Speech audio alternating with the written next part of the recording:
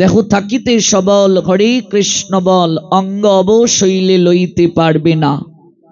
সবচেয়ে দুর্ভাগ্য কি জানেন সনাতনী হিন্দুদের? আমরা বসতে চাই না। শান্ত হয়ে বসো, তাহলেই শান্তি পাবে। আচার্যগণ আমাদের এই সিদ্ধান্তই দিয়েছেন। হরিকথা শ্রবণ করতে হয় আসন করে, প্রসাদ পেতে হয় আসন করে, প্রার্থনা করতে হয় আসন করে। আপনি ত্রিসন্ধ্যা করবেন আসন করে। আসন না করলে মনের কখনো স্থিরতা আসে না। এই মনের ধর্মই হচ্ছে চঞ্চলতা। মন এক জায়গা থেকে আরেক জায়গায় ঘুরে বেড়ায়। অর্জুন প্রশ্ন করেছিলেন গোবিন্দকে, মাধব, মনকে বশ করা বাতাসকে বশ করার থেকেও কঠিন। গোবিন্দ বললেন, ক্রমশ অভ্যাস এবং বৈরাগ্যের দ্বারা চঞ্চল মনকেও বশীভূত করা যায়। কিন্তু অভ্যাস যোগ যদি অবলম্বন না হয়, তাহলে তো মনের মাঝে স্থিরতা আসবে না, কস্মিন কালেও সম্ভব নয়। ধার্মিক মুসলমানদের দিকে তাকান, ওয়াজ মাহফিলে তারা তাদের নির্ধারিত পোশাক পরিধান করে কেমন সুন্দর করে বসে তারা শ্রবণ করে। হিন্দুদের আজ এই দুর্দৈব অবস্থা। শাস্ত্র গ্রন্থের সঙ্গে সম্বন্ধ নেই, গুরু বৈষ্ণবের সাহচর্য নেই, আমরা মন্দির মুখী নই। এজন্যই আজ দিন থেকে দিন আমাদের এই দুঃসহ পরিণতি। তাই একটু বসুন, কিছুটা সময় ভাগবত স্বয়ং ভগবান ভাগবতের চরণে প্রেমাঞ্জলি নিবেদন করে যান। এই 1.5 থেকে 2 ঘন্টা সময় শ্রবণ আপনার জীবনকে পরিবর্তন করে দেবে। জীবনের এমন দিক রয়েছে, এমন অনেক প্রশ্ন রয়েছে যে প্রশ্নের সমাধান প্রাপ্তির নিমিত্তে আপনার চিত্ত হাহাকার করছিল। এই 1.5 থেকে 2 ঘন্টা ভাগবতের অহৈতুকী তত্ত্ব শ্রবণের দ্বারা এমন অনেক বিষয় আছে যেগুলো আপনি অবগত হবেন, যা কোনোদিন আপনি জানতেনই না। এজন্য একটু বসুন, বসাটা বড় দরকার। আমরা ব্যস্ত, কেউ এক জায়গায় বসতে চাই না। সর্বক্ষেত্রে সময় আছে, ভগবানের জন্য সময় নাই। তাস খেলার সময় আছে, প্রেম করার সময় আছে, ব্যবসা বাণিজ্য চাকুরি সকল দপ্তরে সময় আছে দেওয়ার জন্য। স্ত্রী পুত্র আত্মীয় স্বজন পরিবার পরিজনদের জন্য সময় আছে, সময় নাই কেবল ভগবানের জন্য। হিন্দুদের হাত হয়ে গেছে 3টি বাবা, একটা বাম হাত, একটা ডান হাত, আর একটা হচ্ছে অজু হাত। এই হাতটি অনেক লম্বা।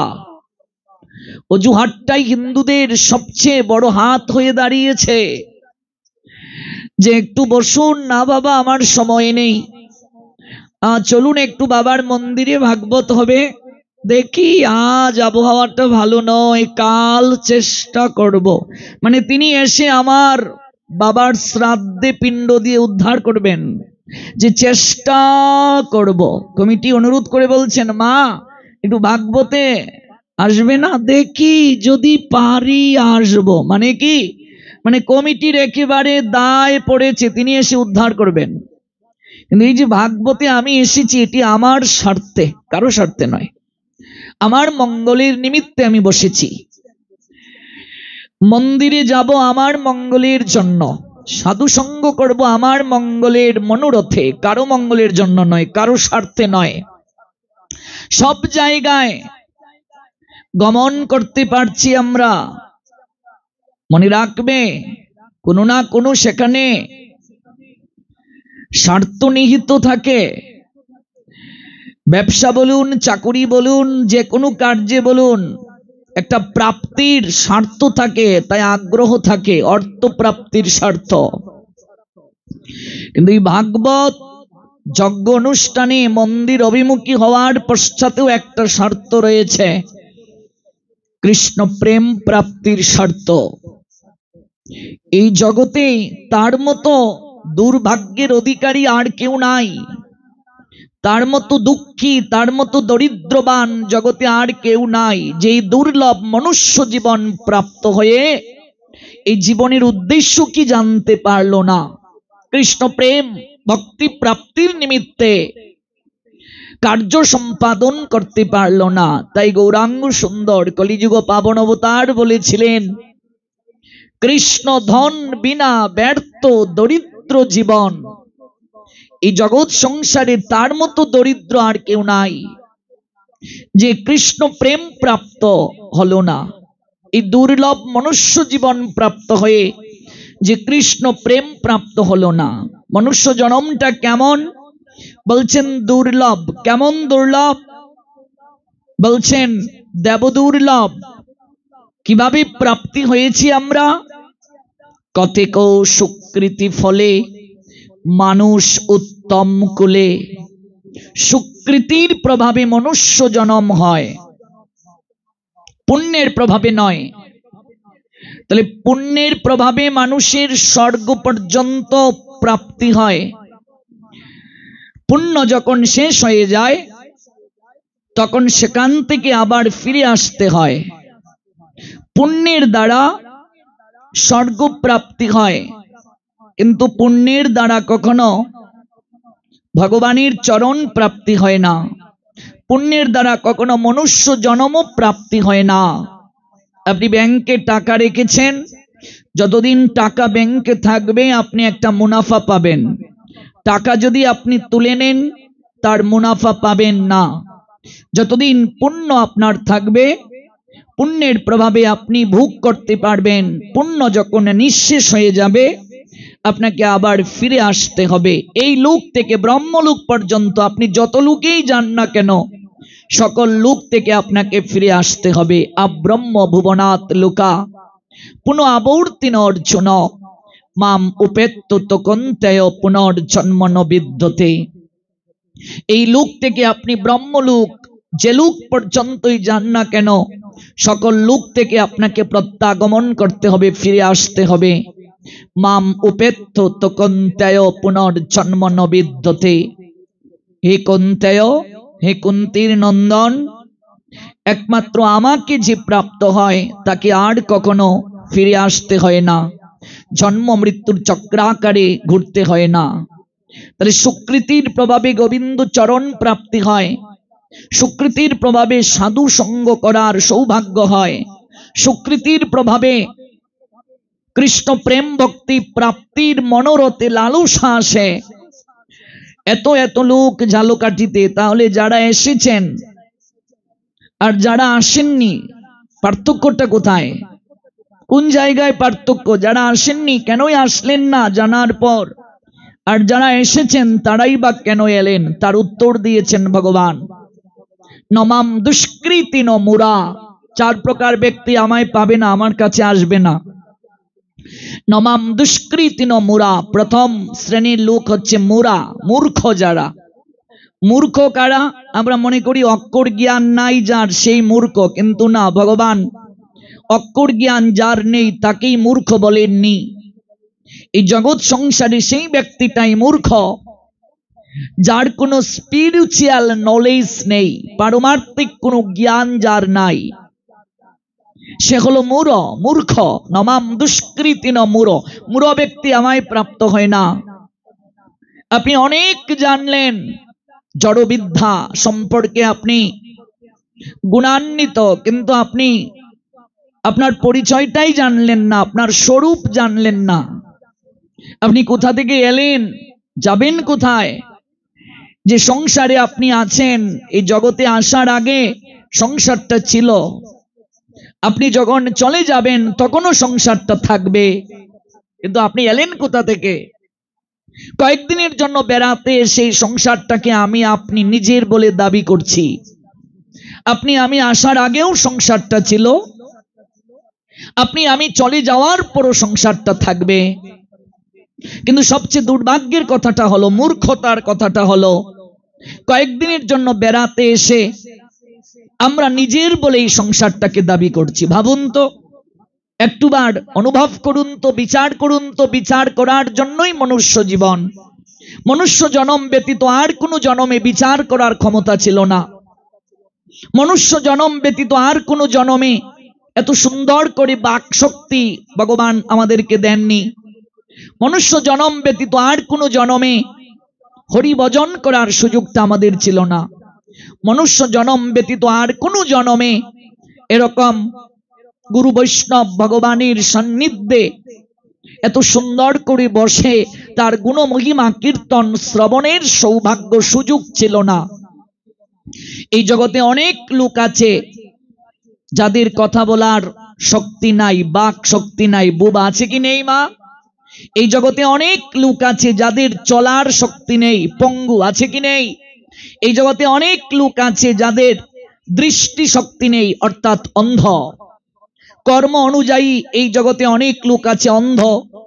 কর্ম অনুযায়ী এই জগতে অনেক লোক আছে বোবা, বধির, পঙ্গু। ভাবুন তো, এখানে আমরা যারা এসেছি প্রত্যেকেরই চলার শক্তি নিশ্চয় আছে। তাহলে আমি আপনি এই দুটো চরণ পেয়ে চরণের যদি সৎ ব্যবহারটা না করলাম, যদি মন্দিরে না গেলাম, সাধু সঙ্গে এই চরণের ব্যবহার যদি আমি না করে যদি আমি গৃহে বসে থাকি, সাধু সঙ্গে যদি না যাই, এই কর্ণ দ্বারা আমি মাইকিং শুনলাম, ঘোষণাটা জানলাম, ভাগবত হবে, কত লোক আছে কানে শুনে না, কিন্তু আমি শুনলাম, ভগবান আমাকে এই শক্তি দিয়েছেন। চোখ দ্বারা আমি দেখতে পেলাম, দেখার শক্তি আছে আমার। সৃষ্টিকে অবলোকন করতে পারছি, যে স্রষ্টাকে আমরা দেখিনি তার সৃষ্টিকে দর্শনের মাধ্যমে অনুভব করতে পারি। আহা, হে গোবিন্দ, তোমার সৃষ্টি এত সুন্দর, না জানি তুমি কত সুন্দর, এটা অনুভব করতে পারি। যে তোমার সৃষ্টিটাই এত সুন্দর, না জানি তুমি কত সুন্দর। তাহলে এই চোখ দ্বারা আমি এটা দর্শন করতে পারছি, ভগবানের বিগ্রহ দর্শন করতে পারছি। গুরু বৈষ্ণব, যে বৈষ্ণব দর্শন করা মাত্র আমার মাঝে পবিত্রতা আসে। দর্শনে পবিত্র করো এই তোমার গুণ। আপনি তীর্থে যদি যান, গঙ্গা স্নানে যদি যান, গঙ্গা স্নান করলে আপনার দৈহিক শুদ্ধতা আসবে, দেহের পবিত্রতা আসবে। কিন্তু একজন প্রকৃত আচরণশীল সাধুকে, বৈষ্ণবকে দর্শন করার সঙ্গে সঙ্গে, দেখার সঙ্গে সঙ্গে আপনার আমার অন্তর এবং বাহির পবিত্রতা এসে যায়। দর্শনে পবিত্র করো এই তোমার গুণ। তাহলে এই দুটি চোখে আলো পেয়ে যদি আমি গুরু বৈষ্ণব দর্শনে না গেলাম, তাহলে আমার আর অন্ধের মাঝে পার্থক্যটা কোথায় বাবা? এই দুটো চরণে শক্তি পেয়ে যদি আমি মন্দিরে না গেলাম, তাহলে আমার আর পঙ্গুর মাঝে পার্থক্য কোথায়? বৃক্ষ দাঁড়িয়ে থাকে রুদ্রে পুড়ে বৃষ্টিতে ভিজে, তার কি চলার শক্তি আছে? তাহলে আমার আর বৃক্ষের জনমের মাঝে পার্থক্য কোথায়? যদি আমি একটু গিয়ে না বসি, এসেছি যদি একটু শ্রবণ না করি কায় মনোবাক্যে, তাহলে আমার আর ওই বধির লোকটার মাঝে পার্থক্য কোথায়? একটা দরিদ্র লোক ভগবানের শ্রীমন্দিরে গিয়ে ভগবানকে প্রণাম দিয়ে অভিযোগ জানাচ্ছে, গোবিন্দ, কি জনম দিলে আমায়? এক জোড়া জুতো কিনার সামর্থ্য দিলে না। কি জনম তুমি আমায় দিলে? এক জোড়া জুতো কিনার সামর্থ্য দিলে না। অভিযোগ জানিয়েছে ভগবানকে। প্রণাম দিয়ে অভিযোগ জানিয়ে মন্দির যখন সে পরিত্যাগ করবে, তখনই তার দৃষ্টি পড়ল একজন ধনাঢ্য ব্যক্তি হুইল চেয়ারে বসে মন্দিরে প্রবেশ করছেন। তার সেবকগণ তাকে হুইল চেয়ারে বসিয়ে মন্দিরে ভগবান দর্শনের নিমিত্তে নিয়ে যাচ্ছে। হুইল চেয়ারে বসা এই ধনাঢ্য ব্যক্তিটার দুটো চরণ নেই। দরিদ্র লোকটা একটু আগে যে ভগবানকে অভিযোগ জানিয়েছিল, সে কিছুক্ষণ এক দৃষ্টিতে তাকিয়ে রইল ওই চরণবিহীন লোকটার দিকে, ধনাঢ্য লোকটার দিকে। একটু পরে আবার গিয়ে লম্বা হয়ে প্রণাম দিল। কিছুক্ষণ আগে প্রণাম দিয়েছিল তো পঞ্চাঙ্গে, আর অভিযোগ জানিয়েছিল, এখন লম্বা হয়ে প্রণাম দিয়ে বলছে, গোবিন্দ, একটু আগে আমি তোমায় অভিযোগ জানিয়ে গিয়েছিলাম, কি জনম দিলে? এক জোড়া জুতো কিনার টাকা দিলে না। আমি আমার অভিযোগ ফিরিয়ে নিচ্ছি। হে গোবিন্দ, আজ আমি গরিব, জুতো কিনতে পারি না, সামর্থ্য নেই। যদি কোনোদিন সামর্থ্য হয় আমি তো জুতো কিনে পড়তে পারবো, কিন্তু এই লোকটার কোটি টাকা আছে, ও জীবনে কোনোদিন জুতোই পড়তে পারবে না। এই দৃশ্য দেখে রবীন্দ্রনাথ কবিতা লিখেছিলেন, একদা ছিল না জুতা চরণ যুগলে, দহিল হৃদয়ে মন সেই ক্ষুবানলে, ধীরে ধীরে চুপি চুপি দুঃখাকুল মনে, গেলাম ভজনালয়ে ভজন কারণে, দেখি সে তা এক জনের পদনাহি তার, অমনি জুতার খেদ ঘুছিল আমার। অপরের দুঃখ কথা করিলে চিন্তন, আপন মনে দুঃখ থাকে কতক্ষণ। ভাবুন তো, তাহলে আপনার যে চরণ আছে, ওই পঙ্গু লোকটা আপনার মাঝে পার্থক্যটা কোথায়? যদি আপনি ওই চরণের ব্যবহার না করেন, ভগবান আপনাকে চরণ দিলেন, যদি একটু কৃতজ্ঞতা জ্ঞাপন না করেন, তার মন্দিরে গিয়ে একটা প্রণাম যদি আপনি না দেন, তাহলে আপনার আর ওই পঙ্গু লোকটার মাঝে পার্থক্য কোথায়? ভগবান বলবেন, যা, এই জনমে তো তোকে পঙ্গু দিলাম, আমি যেমন চরণ দিতে পারি, এই জনমেই তোকে পঙ্গু করে ঘরে বিছানায় শুয়ে রাখতে পারি। তাহলে আপনার আর ওই লোকটার মাঝে, অকৃতজ্ঞ লোকটার মাঝে পার্থক্য কোথায়? যদি আপনি আমি যদি এই দুটো নয়ন দ্বারা একটু গৌর গোবিন্দ দর্শন না করি, গুরু বৈষ্ণব দর্শন করতে না যাই, তাহলে অন্ধে আর আমার মাঝে তো, অন্ধ লোক আর আমার মাঝে কোনো পার্থক্য রইল না। শ্রবণ যদি না করি, বধির আর আমার মাঝে পার্থক্য রইল না। তাই শ্রবণ করতে হবে কায় মনোবাক্যে ভগবানের কথা। এই মনুষ্য জন্মে এই বিচার করার ক্ষমতাটা আছে, আর কোনো জন্মে নেই, আর কোনো জন্মে এই সুযোগটা ছিল না। কুকুর কুলে যখন ছিলাম তাও ছিল না। একটা কুকুর যদি এই জায়গায় আসে, ভাগবতাঙ্গিনায় যদি প্রবেশ করে, ভোগ মন্দিরে যদি প্রবেশ করে, আমরা তাকে আদর করে কি, ভগবানকে এখনো নিবেদন হয় নাই, সেই ভোগ দেব না তাড়িয়ে দেব? লোকনাথ ব্রহ্মচারী বাবাকে গৃহস্থ নিমন্ত্রণ করেছিলেন, বাবা একটু প্রসাদ প্রাপ্তির জন্য এই অধমের আঙ্গিনায় যাবে। তো বাবা বলছেন, আচ্ছা যে আমি যাব। সারাদিন অপেক্ষা করলো লোকটা যে বাবা কখন আসেন। বাবা একটা কুকুরের রূপ ধারণ করে গেলেন, ইচ্ছে করে বেদম পিঠালো গৃহকর্তা কুকুরটাকে। কুকুরটা বিফল মনোরথ হয়ে ফিরে এলো। সন্ধ্যা হয়ে গেল, বাবার সাক্ষাৎকার না পেয়ে গৃহকর্তা নিজে আশ্রমে ফিরে এলো। বাবা, এমন কি অপরাধ করলাম, তুমি যে একটু গেলে না এই কাঙ্গালির কুটিরে, একটু কৃপা করলে না, একটু প্রসাদ পেলে না? বাবা বললেন, গিয়েছিলাম রে, পেট পুড়ে খেয়ে এসেছি। আমি গিয়েছিলাম, খুব আদর করেছিস আমায়, খুব আপ্যায়ন করেছিস, এত আদর আপ্যায়ন করেছিস, আমি ভুলতে পারবো না। গৃহকর্তা অবাক হয়ে বলছে, বাবা এ কেমন কথা তুমি বলছো, তুমি কখন গেলে? বাবা বললেন, গিয়েছিলাম। আমি যে গিয়েছি তার প্রমাণও আছে, একবার আমার পিঠের দিকে তাকিয়ে দেখ। গৃহকর্তা বাবার পিঠের দিকে তাকিয়ে দেখছে, কালো কালো কতগুলো দাগ দেখা যাচ্ছে। বাবা, এই দাগগুলো কিসের? বলছে, প্রসাদ পেতে গিয়েছিলাম, লাঠির প্রহার খেয়ে এলাম। গৃহকর্তা অবাক হয়ে চরণে পড়ল, বাবা কি করে তোমায় চিনবো আমি? বাবা বললেন, তোর দোষ নয় রে, সর্বজীবেই যে ভগবান আছেন এই ভাব সবার চিত্তে আসে না। গীতায় গোবিন্দ বললেন, রাস্তার কুকুরটার মাঝে, চণ্ডালীর মাঝে, ব্রাহ্মণের মাঝে ভগবানই আত্মা রূপে আছেন, কিন্তু এই ভাবটা আসবে না যতদিন না আমার এই জ্ঞান না হবে। তাহলে ভাবুন, একটা কুকুর যদি আসে আপাত দৃষ্টিতে সাধারণ জ্ঞানে, আমরা এই কুকুরটাকেও কিন্তু এই জায়গা থেকে বের করে দেব, তার কিন্তু সাধুর সঙ্গে আমাদের মতো বসার যথাযথ সুযোগ নাই, পরিবেশ নাই। তাহলে এই যে মানুষ কুলে জন্ম নিলাম, বিচার ক্ষমতা পেলাম, বিচক্ষণতা পেলাম, বিবেক পেলাম, মনুষ্যত্ববোধ পেলাম, এটা কিন্তু অন্য কোনো জন্মে ছিল না। কিন্তু জানেন কি মা, এই মানুষ জীবনটা প্রাপ্তির পশ্চাতে আমাদের কত কষ্ট করতে হয়েছে। এই মানুষ জীবন প্রাপ্তির পশ্চাতে আমাদের কত সাধনা করতে হয়েছে।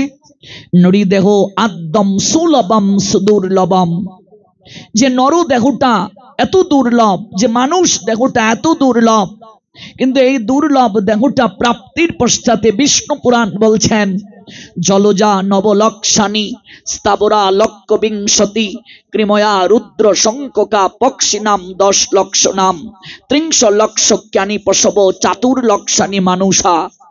এই মানুষ হওয়ার পশ্চাতে আমরা 9 লক্ষ বার জলজ প্রাণী হয়ে জন্ম নিয়েছি, 10 লক্ষ বার পাখি হয়ে জন্ম নিয়েছি, 11 লক্ষ বার কৃমিকীট হয়ে জন্ম নিয়েছি, 20 লক্ষ বার গাছপালা হয়ে জন্ম নিয়েছি, 30 লক্ষ বার পশু হয়ে জন্ম নিয়েছি।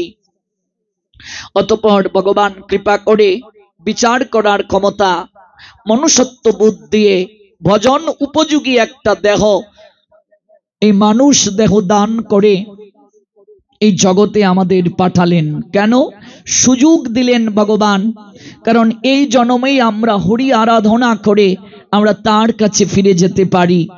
এজন্য বলেন সুদুর্লভম, এটি অত্যন্ত দুর্লভ জনম, এটি সুকৃতির প্রভাবে মানুষ প্রাপ্ত হয়।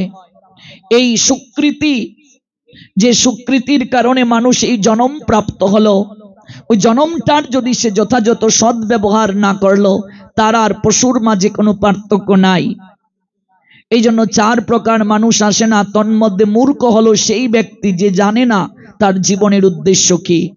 তার অনেক সার্টিফিকেট আছে, প্রাতিষ্ঠানিক শিক্ষা আছে, কিন্তু তার পারমার্থিক কোনো জ্ঞান নাই। এই সারা বাংলায় যত বৃদ্ধাশ্রম আমি দেখেছি কিংবা দেশের বাইরে, সবচেয়ে হাই এডুকেটেড যারা, তাদের বাপ মা বৃদ্ধাশ্রমে থাকে।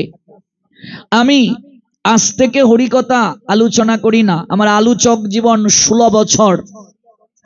আমার মনে হয় 10 বছরের, আমার বিগত 10 বছরের ইতিহাসে আপনাদের এখানে যত ভক্ত হলো, আমাদের হাউস প্রোগ্রামেও তার থেকে 100 গুণ বেশি ভক্ত হয়। এটা আমার এক বিচিত্র অভিজ্ঞতা আপনাদের ঝালকাঠিতে এসে। তা আমার এই 16 বছরের আলোচক জীবনে আমি দেশ দেশের বাহিরে যত জায়গায় পাঠ করেছি, যতগুলো বৃদ্ধাশ্রমের সঙ্গে আমার ইন্ট্রোডিউস হয়েছে, সবচেয়ে হাই এডুকেটেড যারা, তাদের বাপ মা বৃদ্ধাশ্রমে থাকে। বলুন তো কেন? অধিকাংশ বাপ মাই তো ভাবে আমার সন্তানটা ডাক্তার হোক। হ্যাঁ, নিশ্চয়ই হবে, প্রত্যেক মা বাবার এই স্বপ্নটা অবশ্যই উচিত, আমার সন্তানটা ইঞ্জিনিয়ার হবে। হ্যাঁ, নিশ্চয়ই। কিন্তু কজন বাপ মা এরকম ভাবেন আমার সন্তানটা মানুষ হোক? মানুষ হওয়াটাই জীবনের সর্বোত্তম সাধনা।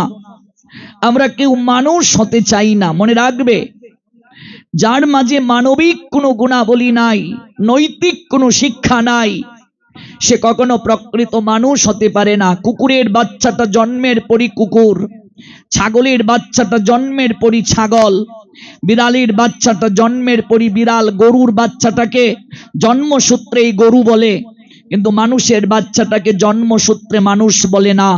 বাড়িতে যখন গুরুজন আসতেন, মা বলতেন একটু প্রণাম করো তো। প্রণাম করার পর মা বলতেন আশীর্বাদ করবেন আমার ছেলেটা যেন মানুষ হয়। স্বভাবতই মনে প্রশ্ন জেগেছিল, মা মানুষের বাচ্চা মানুষ হবে, এ কেমন আশীর্বাদ তুমি চাইছ? মা বলেছিলেন, মানুষের গড়ে জন্ম নিলেই তাকে মানুষ বলে না, মানুষ হতে গেলে সাধনা প্রয়োজন। সাধনা ব্যতীত মানুষ হওয়া যায় না। বিচার করার ক্ষমতা যার নাই, বিচক্ষণতা যার নাই, হুঁশ জ্ঞান যার নাই, তাকে মানুষ বলে না। তাহলে ভাবুন, আপনি আপনার সন্তানকে এত উচ্চ শিক্ষা প্রদান করলেন, আপনার স্থানটা বৃদ্ধাশ্রমে কেন? তার একটাই কারণ, আপনি আপনার সন্তানকে প্রাতিষ্ঠানিক শিক্ষা দিয়েছেন, নৈতিক শিক্ষাটা দেন নাই। যতদিন পর্যন্ত নৈতিক শিক্ষা কেউ লাভ না করবে, ততক্ষণ পর্যন্ত এই প্রাতিষ্ঠানিক শিক্ষা, এই প্রাতিষ্ঠানিক জ্ঞান মানুষকে পূর্ণতার স্তরে নিয়ে যেতে পারে না। Institution education is most important and impartial, but religious education is part and partial. If you had given your child a knowledge of Srimad Bhagavad Gita and Srimad Bhagavatam from an early age, your child would never put you in the dustbin and never send you to old home. আপনি যদি ছোট্টবেলা থেকে আপনার সন্তানকে spiritual নলেজটা দিতেন, গীতার শিক্ষাটা দিতেন, আপনার সন্তান ভিক্ষা করে খেলেও কখনো ডাস্টবিনে আপনাকে ফেলতো না, বৃদ্ধাশ্রমে কখনো পাঠাতো না। যতগুলো বৃদ্ধাশ্রম দেখেছি, অধিকাংশ বৃদ্ধাশ্রমে হাই এডুকেটেডের বাপ মা বৃদ্ধাশ্রমে থাকে। আমরা আমাদের সন্তানদিগকে কখনো ধর্মীয় শিক্ষাটা দেই না, যার কারণে কলেজ ইউনিভার্সিটিতে পড়তে গিয়ে অধিকাংশ ছেলে মেয়েরা ধর্মান্তরিত হয়ে যাচ্ছে। অবাক হবেন, এই 15 সাল থেকে 25 সাল পর্যন্ত 10 বছরে সারা বাংলায় হাজার হাজার সনাতনী হিন্দুর ছেলে মেয়ে ধর্ম ত্যাগ করেছে। লাভ জিহাদের করুণ ফাঁদে পড়ে ধর্ম ত্যাগ করছে। একটাই কারণ, আমরা কখনো তাদেরকে ধর্ম শিক্ষাটা প্রদান করি না। স্কুল কলেজ ইউনিভার্সিটিতে পড়তে গিয়ে ও হিন্দুদের কাছ থেকে যখন বিভিন্ন প্রশ্নের সম্মুখীন হয়, নিজের ধর্ম সম্পর্কে তাদের কোনো জ্ঞান না থাকার কারণে তারা কোনো উত্তর দিতে পারে না। আমরা ধর্ম মানে অধিকাংশ মায়েরা মনে করে বৃহস্পতিবারে একটু লক্ষ্মীর ঘট পরিবর্তন করবে, একটু পাঁচালি পড়বে, এটাই ধর্ম। একটু শীতলা থলায় গিয়ে প্রদীপ জ্বালাবে, একটু লোকনাথ ব্রহ্মচারী বাবার আশ্রমে এসে মোমবাতি জ্বালাবে, আগরবাতি একটু দেবে, আর একটু পুজো পার্বণে একটু আটা ময়দা মেখে, আর আমাদের পোলাপান সেরা প্যান্ট পরে সারা রাত একটু ঘুরবে আর একটু ঢিচে ঢিচে চালিয়ে নাচবে, এটা মনে করে ধর্ম। আর কি একটু কীর্তনে গিয়ে একটু খিচুড়ি খেয়ে চলে আসবে। আজকাল হিন্দুরা নিজেদের ধর্মকে খিচুড়ি খাওয়া ধর্ম বানিয়ে ফেলছে। কিরে শিউলির মা, কীর্তন কেমন আর বলিস না, যে জমা জমেছে একেবারে নয়নের জল এসে গেছে। কিন্তু শিখলে কি, জানলে কি, আজকে খিচুড়ির ড্যাকটা একটু পুড়ে গেছে, লবণ কম হয়েছে, এই পর্যন্তই সীমাবদ্ধ। কিচ্ছু জানে না, কিচ্ছু বুঝে না। এটি আমাদের জীবনের সবচেয়ে বড় দুরাবস্থা, দুর্ভাগ্য। যার কারণে শক্তি দেবীর পূজা করে শক্তিহীন হয়ে পড়ছে হিন্দুরা। শক্তির পূজা করে আজ শক্তিহীন। এই যে কদিন পরে দুর্গা পূজা, এই ঝালকাঠি জেলায় যতগুলো দুর্গা পূজা হয়, আপনি গিয়ে জিজ্ঞেস করবেন তো কমিটি বৃন্দকে যে এই মা দুর্গার সঙ্গে অসুর, অসুর মানেই তো খারাপ শব্দ। আমাকে যদি কেউ অসুর বলে আমি কষ্ট পাবো, আপনাকে যদি আমি অসুর বলি আপনার আনন্দ হবে না কষ্ট হবে? এই অসুরটাকে পূজা করছে কেন হিন্দুরা? যদি কেউ জিজ্ঞেস করে, আমার তো মনে হয় 100-র মাঝে 99টা ঝালকাঠি পূজার মণ্ডপের কমিটি উত্তর দিতে পারবে না। যদি বলে মা দুর্গার 10টা হাত কেন, এই সরস্বতীর হাতে বীণা কেন, বীণায় তার কয়টা, এই রূপটা মায়ের কখন হয়েছিল, এই রূপে কখন তিনি ধরা দিয়েছিলেন, এই রূপে কোন সময় পূজা করা হয়েছিল, উত্তর নাই। কিন্তু আমরা পূজা করছি। আজকে যদি সেই দুর্গা পূজায় অন্যান্য অনুষ্ঠানের সঙ্গে প্রত্যেক দিন 1 থেকে 1.5 ঘন্টা মা দুর্গার তত্ত্ব নিয়ে প্রতিদিন আলোচনার ব্যবস্থা থাকতো, মানুষ এগুলো জানতে পারতো কিনা? কথা বলুন। প্রত্যেক দিন যদি 1.5 থেকে 2 ঘন্টা মা দুর্গা পূজাতে মা দুর্গার তত্ত্ব নিয়ে আলোচনা থাকতো, ষষ্ঠীতে ষষ্ঠীর মহিমা, সপ্তমীতে সপ্তমীর মহিমা, অষ্টমীতে অষ্টমী তিথির মহিমা, নবমীতে নবমী তিথির মহিমা, এই নিয়ে যদি আলোচনার ব্যবস্থা থাকতো। আজকাল সবচেয়ে হিন্দুদের দুরাবস্থার পশ্চাতে প্রথম কারণ, ওদের কোনো শিক্ষা প্রতিষ্ঠান নাই যেখানে গিয়ে তাদের সন্তানেরা পড়াশোনা করে জানবে। যদিও লক্ষ লক্ষ টাকা খরচ করে দুর্গা পূজা হয়, সেই পূজার মণ্ডপগুলোতে যার পূজা তার সম্পর্কে জানানোর কোনো ব্যবস্থা থাকে না, যার পূজা তার সম্পর্কে বুঝানোর আলোচনার ব্যবস্থা থাকে না। কীর্তন হয়, কীর্তনের আগে নাম মাত্র একটা ভাগবত, কোন ক্রমে একটু ভাগবত দিয়ে চলে এলাম, কিচ্ছু জানলাম না, কিচ্ছু বুঝলাম না, আর একটু খিচুড়ি খেয়ে চলে এলাম। ওই খিচুড়ি খাওয়া ধর্ম হিন্দুরা নিজেদেরকে বানিয়ে ফেলেছে, তাদের ধর্মটাকে খিচুড়ি খাওয়া ধর্ম বানিয়ে ফেলেছে। খিচুড়ি দিলে লোক আছে, খিচুড়ি নাই লোক নাই। খিচুড়ি খাওয়ার এই আনন্দ বাজারে যত লোক থাকে, ওই যার উদ্দেশ্যে যে মন্দিরে যে অনুষ্ঠান উপলক্ষে খিচুড়ি দিচ্ছে, এই মন্দিরে আরাধ্য ভগবানকে যদি ভাঙতে আসে, ওই লোকগুলোও তখন খিচুড়ির প্রসাদ রেখে দৌড়ে পালাবে, প্রতিবাদ করবে না। এই হলো হিন্দুদের দুরাবস্থা। আপনি যাবেন কোথায় বলুন, বুঝবেন কোথায়, কাকে বুঝাবেন, কাকে অনুভব করাবেন? যতদিন পর্যন্ত এই সমাজে আলোচনা না হবে ধর্মের শাশ্বত চেতনা, ধর্মীয় মূল্যবোধ, ভাগবতের গভীর তত্ত্ববোধ যতদিন পর্যন্ত আলোচনা না হবে, ততদিন পর্যন্ত সমাজ পরিবর্তন হবে না। আপনি তাকিয়ে দেখুন অন্য ধর্মের দিকে, কোন ধর্মের অনুসারী কখনো তাদের ধর্মীয় অনুষ্ঠানে তাদের ধর্মীয় গান ব্যতীত আর কোনো গান বাজায় না। দেখেছেন কোন খ্রিস্টানকে গির্জায় তাদের ধর্মীয় গান ছাড়া আর কিছু বাজাতে? দেখেছেন কোন বৌদ্ধকে তাদের ধর্মীয় অনুষ্ঠানে, তাদের ধর্মীয় সংস্কৃতির কোনো গান ব্যতীত আর কোনো গান বাজাতে দেখেছেন কোনো ধার্মিক মুসলমানকে? গজল ব্যতীত আর কোনো গান তাদের ধর্মীয় অনুষ্ঠানগুলোতে গাইতে? অথচ যে সনাতন ধর্ম থেকে পৃথিবীর সকল মত পথের সৃষ্টি, যে সনাতন, যার উপরে আর কেউ নাই, অহংকার আর অফেল, that is not truth superior to me, everything rests upon me, as Palar strung on Tad said Almighty Creator Krishna Srimad Bhagavad Gita 7 chapter 7 verse, and also said Almighty Creator Krishna Srimad Bhagavad Gita 10 chapter 8 verse, I am the source of all spiritual and material worlds, everything emanates from me, the meritorious person who perfectly know thy engage in my devotional service and worship me with all their heart। সেই ধর্মের অনুসারী হয়ে আমরা পূজার মণ্ডপে DJ DJ লুঙ্গি dance আমার আতা গাছেতে তুতা পাখি বাসা বেঁধেছে, আর মমতাজের বন্ধু তুই লকাল বাস, আর কে দিল পিরিতের বেড়া লিচুরো বাগানে, খুব ভালোই চলছে। কোন অভিভাবক আমরা যারা আছি বলুন তো বুকে হাত দিয়ে, আমরা আমাদের সন্তান দিগকে কি কখনো বলি বাবা এটা পূজার মণ্ডপ, এটা ক্লাব নয়? তো বীজ যেমন ফসল তেমন, বীর্য যেমন, বীর্যের গুণাবলী সন্তানের মাঝে তেমন থাকবে। আমি এক জায়গায় পাঠে বললাম, অনেক অভিভাবক বলছে বাবা পূজার মণ্ডপে একটু আনন্দ করবে না, নাচবে না, গাইবে না। তো আনন্দের তো প্রকার রয়েছে, নিত্য আনন্দ, অনিত্য আনন্দ। তো কোন আনন্দটা কোন জায়গায় করব সেটি তো বুঝতে হবে, আমাকে জানতে হবে। আমি পুজোর বিরোধী নই, ভুল বুঝবেন না। আমি কীর্তনের বিরোধী নই, ভুল বুঝবেন না। আমি ধর্ম প্রচারক, আমি বিরোধী কেন হব? আমি যে বিষয়টা প্রসঙ্গে এসেছে বোঝানোর চেষ্টা করছি, পূজার মণ্ডপে যেন আমরা সাত্বিকতা বজায় রাখি। আর কদিন পরেই পূজা, আমরা এমন কোনো আচরণ করব না যে আচরণের দ্বারা আমার ধর্মের নেতিবাচক কোনো বার্তা অন্য ধর্মে যায়, অন্য ধর্মের অনুসারী কেউ যেন কোনো নেতিবাচক মন্তব্য করতে না পারে আমার অনুষ্ঠান দেখে।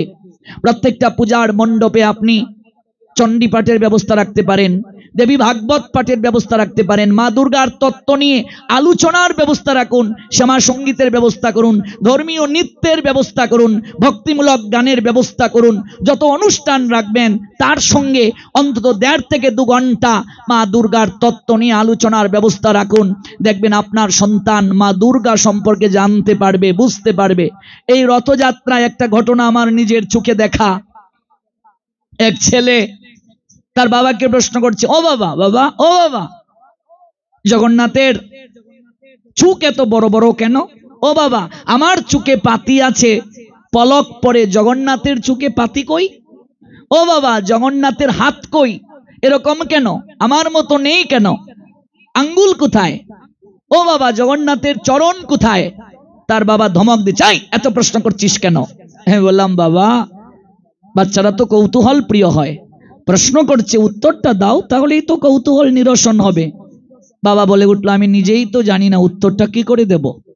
তো জগন্নাথের রথে গিয়ে দড়ি দড়ি টানছি, আর কলার ছড়ি, কলা ঢিল দিয়ে দিচ্ছি, কিন্তু তত্ত্বই জানি না।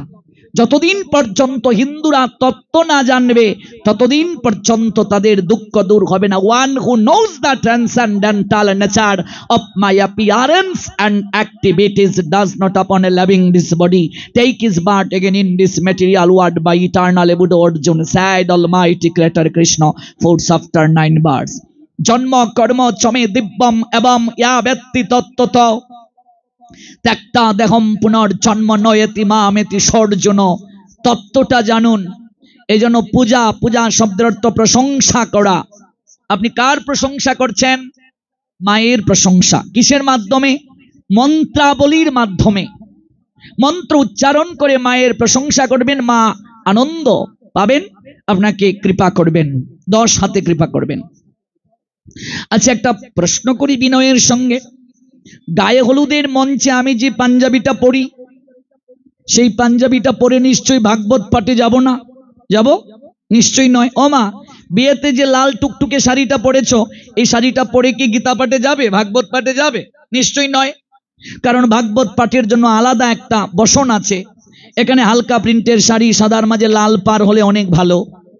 তাহলে ক্লাবে যে গানটা বাজে, বিয়ের মণ্ডপে যে গানটা বাজে, এই গানটা যদি দুর্গা পূজার মণ্ডপে বাজে, তাহলে তো আমি মানুষ হিসেবে বিকৃত হয়ে গেছি, আমি মানুষ নই। মানুষের জায়গায় আমি রইলাম না। এই কথাগুলো আমি বলছি, এখানে অনেকেই এসেছেন যারা কমিটির সঙ্গে যুক্ত আছেন। আচ্ছা, দুর্গাকে কেবল কৈলাসের দেবী আমরা বাঙালিরা ভাবি না, ঘরের মেয়ে ভাবি। উমা আমাদের ঘরের মেয়ে। 5 দিনের জন্য বাঙালিরা মনে করে ঘরের মেয়ে নায়র আসছে। আমার নায়র বুঝো গো? নায়র মানে আমাদের সিলেট অঞ্চলে বলা হয় বাবার বাড়িতে বেড়াতে যাওয়াকে নায়র বলে। তোমরা বরিশালের লোকেরা কি বলো? ও মাইতা কিতা কওরে বা, তোমরা লগে দেখা যায় আমরার মিল আছে। আমরা যারা সিলটি মানুষ আছি নানি, তো আমরা এগুজে বাবার বাড়িতে যে গুজা আয় নানি এগুরে কয় নায়র। তো তোমরা বরিশাল্লা ওরাও বাবার বাড়ি যাওয়ারই নায়রই কও। তো তোমরা লগে দেখা যায় আমরার মিল আছে। তো বাবার বাড়িতে যাওয়াকে বলে নায়র। তাহলে মা দুর্গা 5 দিনের জন্য বাবার বাড়িতে নায়র আসবেন। ঘরের মেয়ে উমা বেড়াতে এসেছে। এখন আমি এই ঝালকাঠি আপনাদের 2 দিনের জন্য অতিথি। আমি অতিথি হয়ে এসেছি, বেড়াতে এসেছি।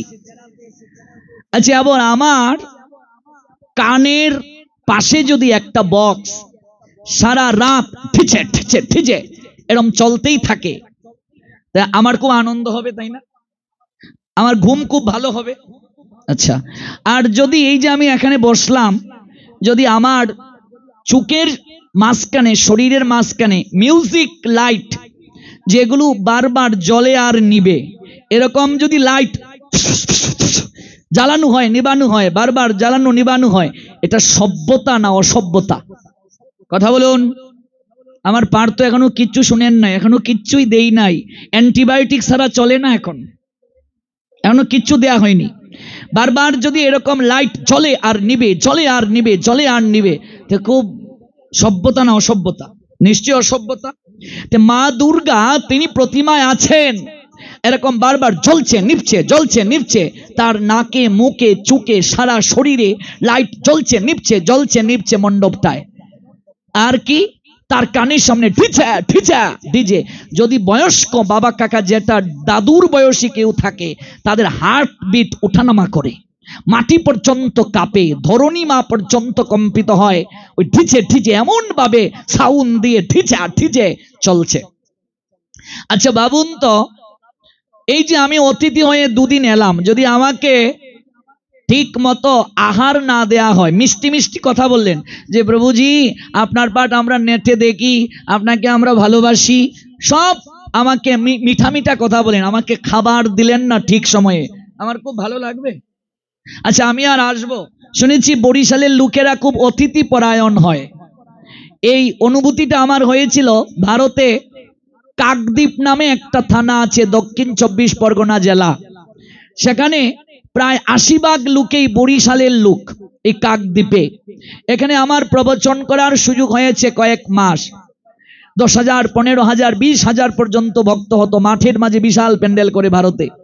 তো সেই জায়গায় দেখেছি বরিশালের লোকেরা এত পরিমাণ অতিথি সেবা পরায়ণ, এত পরিমাণ আন্তরিক, এখানে গিয়ে আমার অনুভব হয়েছিল, অনুভূতি হয়েছিল। এবার আমি 2 দিন এলাম, ঠিক মতো আমাকে খাবার দাবার কিছুই দিলে না, জিজ্ঞাসা করলে না, তো আমি কি আর আসবো? দ্বিতীয়বার আসবো না। তো মা 5 দিনের জন্য বেড়াতে এসেছেন।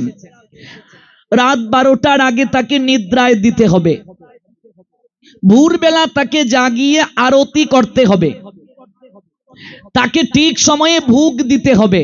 এবার আমাদের শহরগুলোতে সারা রাত জেগে পূজা দেখা হয়, সারা রাত জেগে মাকে ঠিক সময়ে নিদ্রায় দেওয়াও হয় না, ভোরবেলা তুলে আরতিও করা হয় না।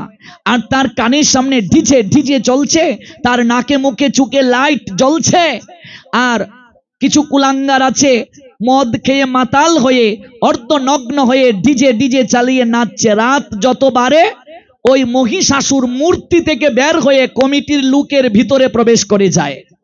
রাত যত বাড়তে থাকে অসুর আর মূর্তিতে থাকে না, মূর্তি থেকে বের হয়ে মানুষের ভেতরে ঢুকে যায়।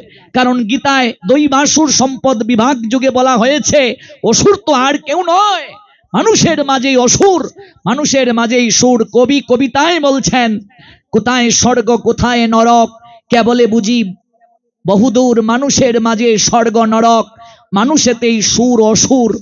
তাহলে কমিটির মাঝেই দেখবে রাত যত বাড়তে থাকে মহিষাসুর মূর্তি থেকে বের হয়ে ভেতরে ঢুকতে শুরু করে। আর নাচতে শুরু করছে। তাহলে এই যে মা দুর্গা, ভাবুন তিনি কি সন্তুষ্ট হচ্ছেন? 10 হাতে কৃপা দেবেন না 10 হাতে দুর্গতি দেবেন? মায়ের নাম দুর্গতি নাশিনী, তো দুর্গা পূজা করেও দুর্গতি নাশ হচ্ছে না। মনে রাখবে, মা কালী আর দুর্গা এই দেবীর দুই উগ্র রূপ। এই দুই রূপের যদি সন্তুষ্টি হয় 10 হাতে মা কৃপা করেন, আর যদি অপরাধ হয় 10 হাতে মা কেড়ে নেয়। যত রাজা জমিদার বাড়ি, চৌধুরী বাড়ি, তালুকদার বাড়ি, চাকলাদার মজুমদার বাড়ি, যত বড় বড় বাড়ি ছিল, রাজা জমিদারের বাড়ি ছিল, প্রত্যেকটা বাড়িতে দেখবে আর কোনো মন্দির থাকুক না থাকুক, একটা দুর্গা মণ্ডপ ছিল কিংবা কালী মণ্ডপ ছিল। সেখানে কি হয়েছে? পাঠা বলি হয়েছে, মহিষ বলি হয়েছে, আর মদ মাংসে পূজা হয়েছে, যাত্রা হয়েছে, শুকরি নেচেছে। আজকে সেই সকল বাড়ির কোনো অস্তিত্ব আছে? সামসিকার বসবাস, ইঁদুরের গর্ত, সাপের গর্ত, ইট পাথরগুলো কালের সাক্ষী হয়ে গুমরে গুমরে কাঁদছে। এই জন্য যারা পূজা করছি আমরা মনে রাখবে, এই দশভুজার পূজা, শক্তি দেবীর পূজা বুঝে করতে হয়। বুঝে যদি করো 10 হাতে কৃপা পাবে। দেয়ার সময় 10 হাতে দেয়, আর অপরাধ হলে 10 হাতে কেড়ে নেয়। আজকাল কলিযুগে 99 ভাগ মণ্ডপগুলোতে আমরা অপরাধ করছি, পাপ কার্য করছি। এই জন্য সামনে পুজো, আমরা যেন একটু সচেতন হই, সাত্বিকভাবে যেন মায়ের পূজাটা করি। পূজার মণ্ডপগুলোতে মা দুর্গার তত্ত্ব নিয়ে ভালো আলোচক যারা, তত্ত্বদ্রষ্টা আলোচক যারা, এমন কাউকে দিয়ে 1.5 ঘন্টা মা দুর্গার উপর আলোচনার ব্যবস্থা রাখুন। এবার আসুন দশমী। দশমী মানে তো বিদায়। ও মা, বাবার বাড়ি থেকে যখন আসো তখন কি মন খারাপ হয় না হাসতে হাসতে নাচতে নাচতে আসো? আমার মার এখনো বয়স হয়ে গেছে, বৃদ্ধ হয়ে গেছেন, এখনো তো বাবার বাড়ি থেকে আসার সময় তিনি কান্না করেন, চোখ দিয়ে জল পড়ে। আমি বললাম, কি গো, এখনো কান্না করো কেন? মা বলছেন, তুই এটা বুঝবি না, এখানে আমার জন্ম, শৈশব কৈশোর কেটেছে, যৌবনে পড়েছি। এই জায়গার মাটির সঙ্গে আমার নারীর সম্পর্ক। আমি দেখেছি আমার জন্মস্থান তো হাওর অঞ্চলে, সুনামগঞ্জ জেলায়। এখানে হয়তো ভুল লেখা হয়েছে, ঠিকানায় হবিগঞ্জ দেয়া হয়েছে। আমাদের সিলেটের 4টা জেলা, সুনামগঞ্জ, সিলেট, মৌলভীবাজার, হবিগঞ্জ। আমাদের পরে হলো মেঘালয়, পাহাড়, আসাম রাজ্য। আমরা একেবারে লাস্ট বাংলার, আর এলাম একেবারে আপনাদের লাস্ট। এই তো পটুয়াখালীর কুয়াকাটার পরেই সমুদ্র, আমাদের পরেই পাহাড়, একেবারে সুনামগঞ্জ। এই যে এশিয়া মহাদেশের মাঝে বৃহত্তম শিমুল বাগান, নিশ্চয়ই দেখেছেন অনলাইনে, টাঙ্গুয়ার হাওর, এগুলোর কাছে আমাদের বাড়ি।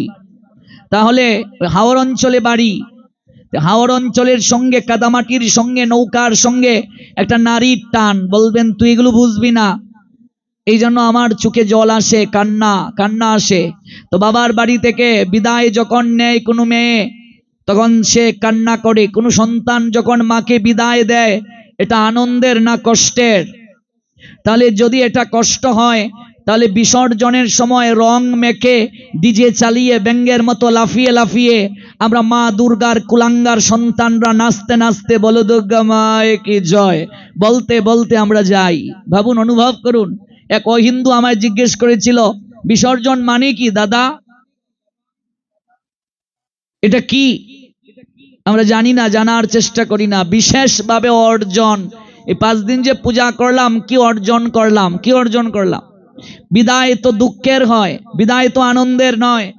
তো যে সন্তান মাকে বিদায় দেবে, তার তো নয়নের জলে বক্ষ ভেসে যাবে। সে নাচবার সময়টা পাবে কখন? বিজয়া দশমী হচ্ছে 2টা উৎসব, রামচন্দ্রের বিজয়, এই জন্য এটা আনন্দ, এই জন্য এটাকে বলে বিজয়া, বুঝলে তো? কিন্তু মায়ের বিদায়টা কখনো আনন্দের নয়। সিঁদুর খেলছে কেন? রাবণের বধ হলো, রঘুপতি রামচন্দ্র লঙ্কা বিজয় করলেন, এই জন্য আনন্দে আমরা মিষ্টি মুখ করি। বিজয়া দশমীতে গুরুজনদের আমরা প্রণাম দেই। গুরুজনরা সামর্থ্য অনুযায়ী আমাদের আশীর্বাদ দেন, উপহার দেন, টাকা দেন। এগুলো আমাদের চলে এসেছে পূর্ব আমল থেকে। মিষ্টি মুখ করান, বিজয়া দশমীতে মিষ্টি মুখ হয়, পিঠা পুলি উৎসব হয়, রামচন্দ্রের বিজয় উৎসব এটা।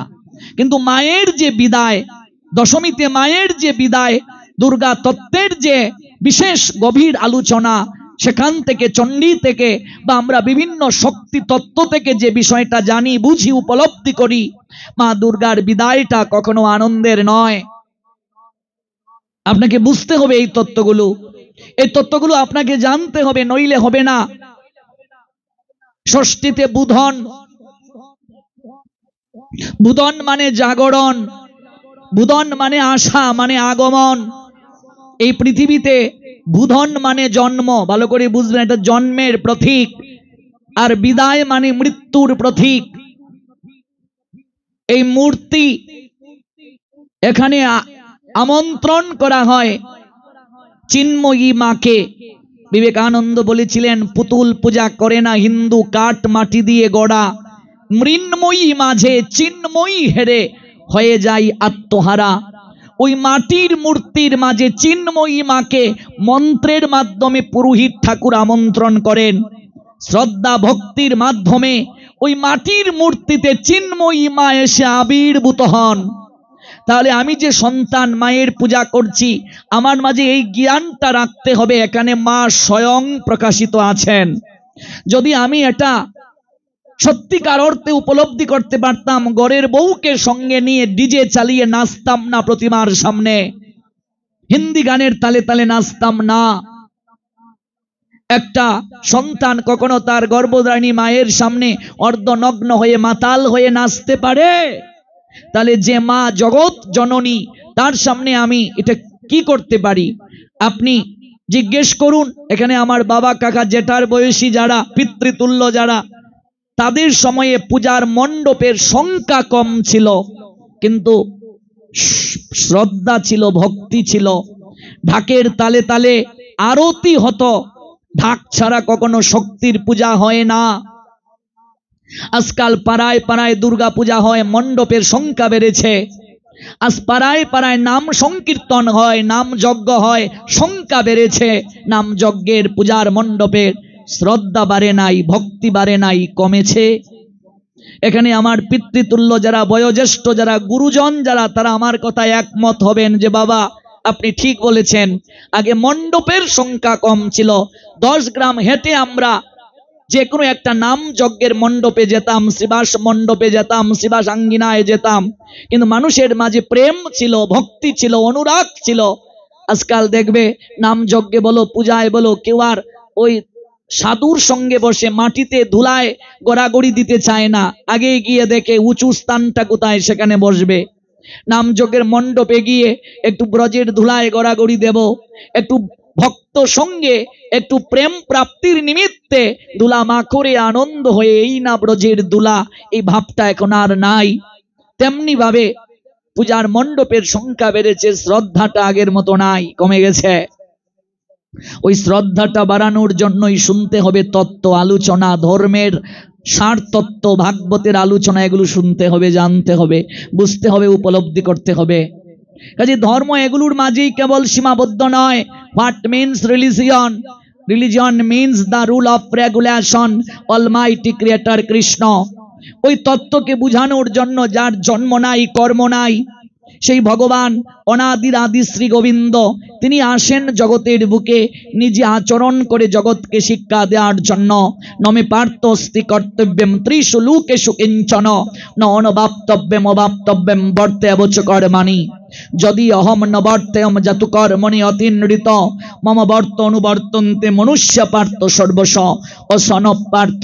There is no work prescribed for me within all the 3 planetary system, nor am I in want of anything, nor have I need to obtain anything, and yet I am engaged in prescribed duties. Also said Srimad Bhagavad Gita, all power supreme, 3 saftar Karma Yoga, 23 birds, 45 bird fail to engage in carefully performing prescribed duties. O Partho, certainly all men would follow my path. নিজে আচরণ করিয়া জগৎ জীবকে শিক্ষা দেওয়ার নিমিত্তে জগদীশ্বর জগতে আসেন। তার এই আশাটাকে বলি লীলা। ওই লীলার মাঝে আনন্দ আছে। ওই আনন্দটা আস্বাদনের জন্য, ওই আনন্দ গ্রহণের জন্য তিনি আসেন, তিনি আনন্দ অনুভব করেন। এটাই তার সবচেয়ে বড় প্রাপ্তি। নিজে আচরণ করিয়া জগৎকে শিক্ষা দেন ভগবান। ইয়াত ইয়াত আচরতি শ্রেষ্ঠ তত্ত্বত এব ইতর জনঃ স্বয়াত প্রমাণম কুরুতে লুক্তত অনুবর্ততে। শ্রীমদ্ ভগবদ গীতা 3য় অধ্যায় কর্মযোগ 21 নং শ্লোক। Whatever action a great man performs common man follow, and whatever standards by exemplary acts all the world pursue. নিজে আচরণ করিয়া জগৎকে শিক্ষা দান করেন ভগবান। আপনি আচরে প্রভু জীবেরে শেখায়, আপনি না আচরিলে জীবকে শেখানো না যায়। এই আচরণের জায়গাটাই হচ্ছে ভাগবতের যজ্ঞ, ভাগবতের অনুষ্ঠান, সাধু সঙ্গ। সেই সাধু সঙ্গে আমরা এসেছি। এবার কিভাবে বসবো মা? কায় মনোবাক্যে শ্রদ্ধার সঙ্গে শ্রবণ করব, আসন করে বসব, জানিয়ে যাব হৃদয়ের প্রার্থনা। কেউ যদি শ্রদ্ধার সঙ্গে শ্রবণ করে ভাগবতের কথা, ভগবানের কথা, তাহলে তার কি হবে? শ্লোকটা হলো শ্রদ্ধাবান অনুসুয়চ শৃণুয়াত অপি ইয়া নরহ স অপি মুক্ত শোবান লোকান প্রাপ্নুয়াত পুণ্যকর্মানাম। বলছেন কেউ যদি শ্রদ্ধার সঙ্গে আমার কথা শ্রবণ করে, ভগবান বলছেন কেউ যদি অসুয়া থেকে সরে এসে নিষ্ঠা সহকারে আমার কথা শ্রবণ করে, সপি মুক্ত শোবান লোকান প্রাপ্নুয়াত পুণ্যকর্মানাম, সেই ব্যক্তি পুণ্য কর্মকারীদের নিয়ে অচিরেই দুঃখময় সংসার সাগর থেকে উদ্ধার হয়ে চলে যাবে। আমার এই কথা জগতের বুকে দান করে যারা বেড়ায়, ভগবান বলছেন ওরা সর্বশ্রেষ্ঠ দাতা। ভাবুন, আজকে এই লোকনাথ ব্রহ্মচারী বাবার সেবক বৃন্দ যারা, ভক্তবৃন্দ যারা এই ভাগবত যজ্ঞের যারা আয়োজন করেছেন, তারা সর্বশ্রেষ্ঠ দাতা। এই কমিটি শুধু দাতাই নয়, তারা দাতা শিরোমণি। ওমা, জগতে অন্নহীনকে যদি তুমি অন্ন দাও, বস্ত্রহীনকে যদি তুমি বস্ত্র দাও, পিপাসায় কাতর ব্যক্তিকে যদি জল দাও মা, তাহলে তোমার পুণ্য হবে। কিন্তু মনে রাখবে, এই সকল কিছুই দেহের জন্য। যদি আমরা দুদিন খাবার না খাই, দেহটা শক্তিহীন হবে কিনা? এগুলো দেহের জন্য। আপনি আমি প্রতিদিন যে খাবার খাচ্ছি, এটা দেহের জন্য। এগুলো আত্মার খাবার নয় মা। দেহটা পরিচালনা করছে আত্মা। আত্মা আছে বলেই আমি কথা বলতে পারছি। আত্মা শরীরের ভেতরে আছে বলেই আপনি বসে আছেন, আপনি দাঁড়িয়ে আছেন। Out of soul no existence body. আত্মা যদি শরীর থেকে চলে যায়, শরীরের কোনো মূল্য আছে? নেই। শরীরটা হলো কাপড়। গীতায় গোবিন্দ বলছেন 2য় অধ্যায়ের 22 নং শ্লোকে, বাসাংসি জীর্ণানি যথা বিহায় নবানি গৃহন্নাতি নর অপরাণী তথা শরীরানি বিহায় জীর্ণানি অন্নানি সংয়াতি নবানি দেহি। শোনো অর্জুন, এই শরীরটা হলো কাপড়ের ন্যায়। মানুষ যেমন পুরাতন কাপড়টাকে ত্যাগ করে নতুন আরেকটা কাপড় পরিধান করে, আত্মাও তেমনি পুরাতন একটা শরীরকে ত্যাগ করে নতুন আরেকটা শরীর ধারণ করে। As a person puts on new garments, giving up old ones, the soul similarly accepts new material bodies, giving up the old and useless ones. যখন আমরা শাস্ত্রের শ্লোকগুলো বলবো, 3টা ভাষাতেই বলবো, কারণ আপনাদের এই প্রোগ্রামটা কেবল ঝালকাঠির মাঝেই সীমাবদ্ধ নয়। ইন্টারনেটের কল্যাণে সারা বিশ্বের লোক দেখছে আপনাদের এই প্রোগ্রাম। এজন্য সংস্কৃতে যখন শ্লোকগুলো বলবো, এমন অনেক লোক ইন্টারনেটে যুক্ত হয় যারা সংস্কৃত বুঝে না, বাংলা বুঝে না, ওরাও যেন আমাদের ধর্মের কিছুটা হলেও বিষয় বুঝতে পারে। এজন্য শ্লোক উচ্চারণের সময় 3টা ভাষাতেই বলছি, সংস্কৃতে, ইংরেজিতে, বাংলায়। যে যেটা বুঝবে বুঝে নেবে। তো মানুষ যেমন পুরাতন বস্ত্রকে ত্যাগ করে নতুন আরেকটা বস্ত্র পরিধান করে, আত্মাও পুরাতন শরীরকে ত্যাগ করে নতুন আরেকটা শরীর ধারণ করে। ওই আত্মাকে অস্ত্রের দ্বারা কাটা যায় না। গীতায় আছে কি নেই? আগুনে পুরানো যায় না, জলে ভেজানো যায় না, হাওয়াতে শুকানো যায় না। শ্লোকটা কি? নৈনং ছিদ্যন্তি শস্ত্রাণি নৈনং দহতি পাবক ন চৈনম ক্লাদন্তি আপ ন সুশৌতি মারুত। কোথায় আছে এই শ্লোক? দ্বিতীয় অধ্যায়ের 23 নং শ্লোক। The soul can never be cut to pieces by any weapons, nor burned by fire, nor moistened by water, nor withered by the wind. তাকে অস্ত্রের দ্বারা কাটা যায় না, আগুনে পুরানো যায় না, জলে ভেজানো যায় না, হাওয়াতে শুকানো যায় না। এটা অবিনশ্বর। ন জায়তে ম্রিয়তে বা কদাচিৎ ন অয়ং ভূত্তা ভবিতা বা ন ভুব অজনিত্য শাশ্বত অয়ং পুরাণু ন হন্যতে হন্য মানে শরীরে। দ্বিতীয় অধ্যায় 20 নং শ্লোক। আত্মার কখনো জন্ম হয় না, মৃত্যু হয় না। আত্মার কদাচিৎ উৎপত্তি হয় না, হচ্ছে না, হবেও না। আত্মা জন্মরহিত, শাশ্বত, নিত্য এবং পুরাতন হলেও চিরনবীন। শরীর নষ্ট হলেও আত্মার কখনো বিনষ্টি হয় না। তাহলে এই যে আমরা প্রতিদিন শরীরের যত্ন করছি, স্নান করছি, সাবান ব্যবহার করছি, প্রসাধনী ব্যবহার করছি, বডি স্প্রে দিচ্ছি, স্যান্ট দিচ্ছি, বিভিন্ন প্রকার পারফিউম ব্যবহার করছি, খাবার খাচ্ছি 3 বেলা, এগুলো হচ্ছে দেহের জন্য। বুঝলে মা?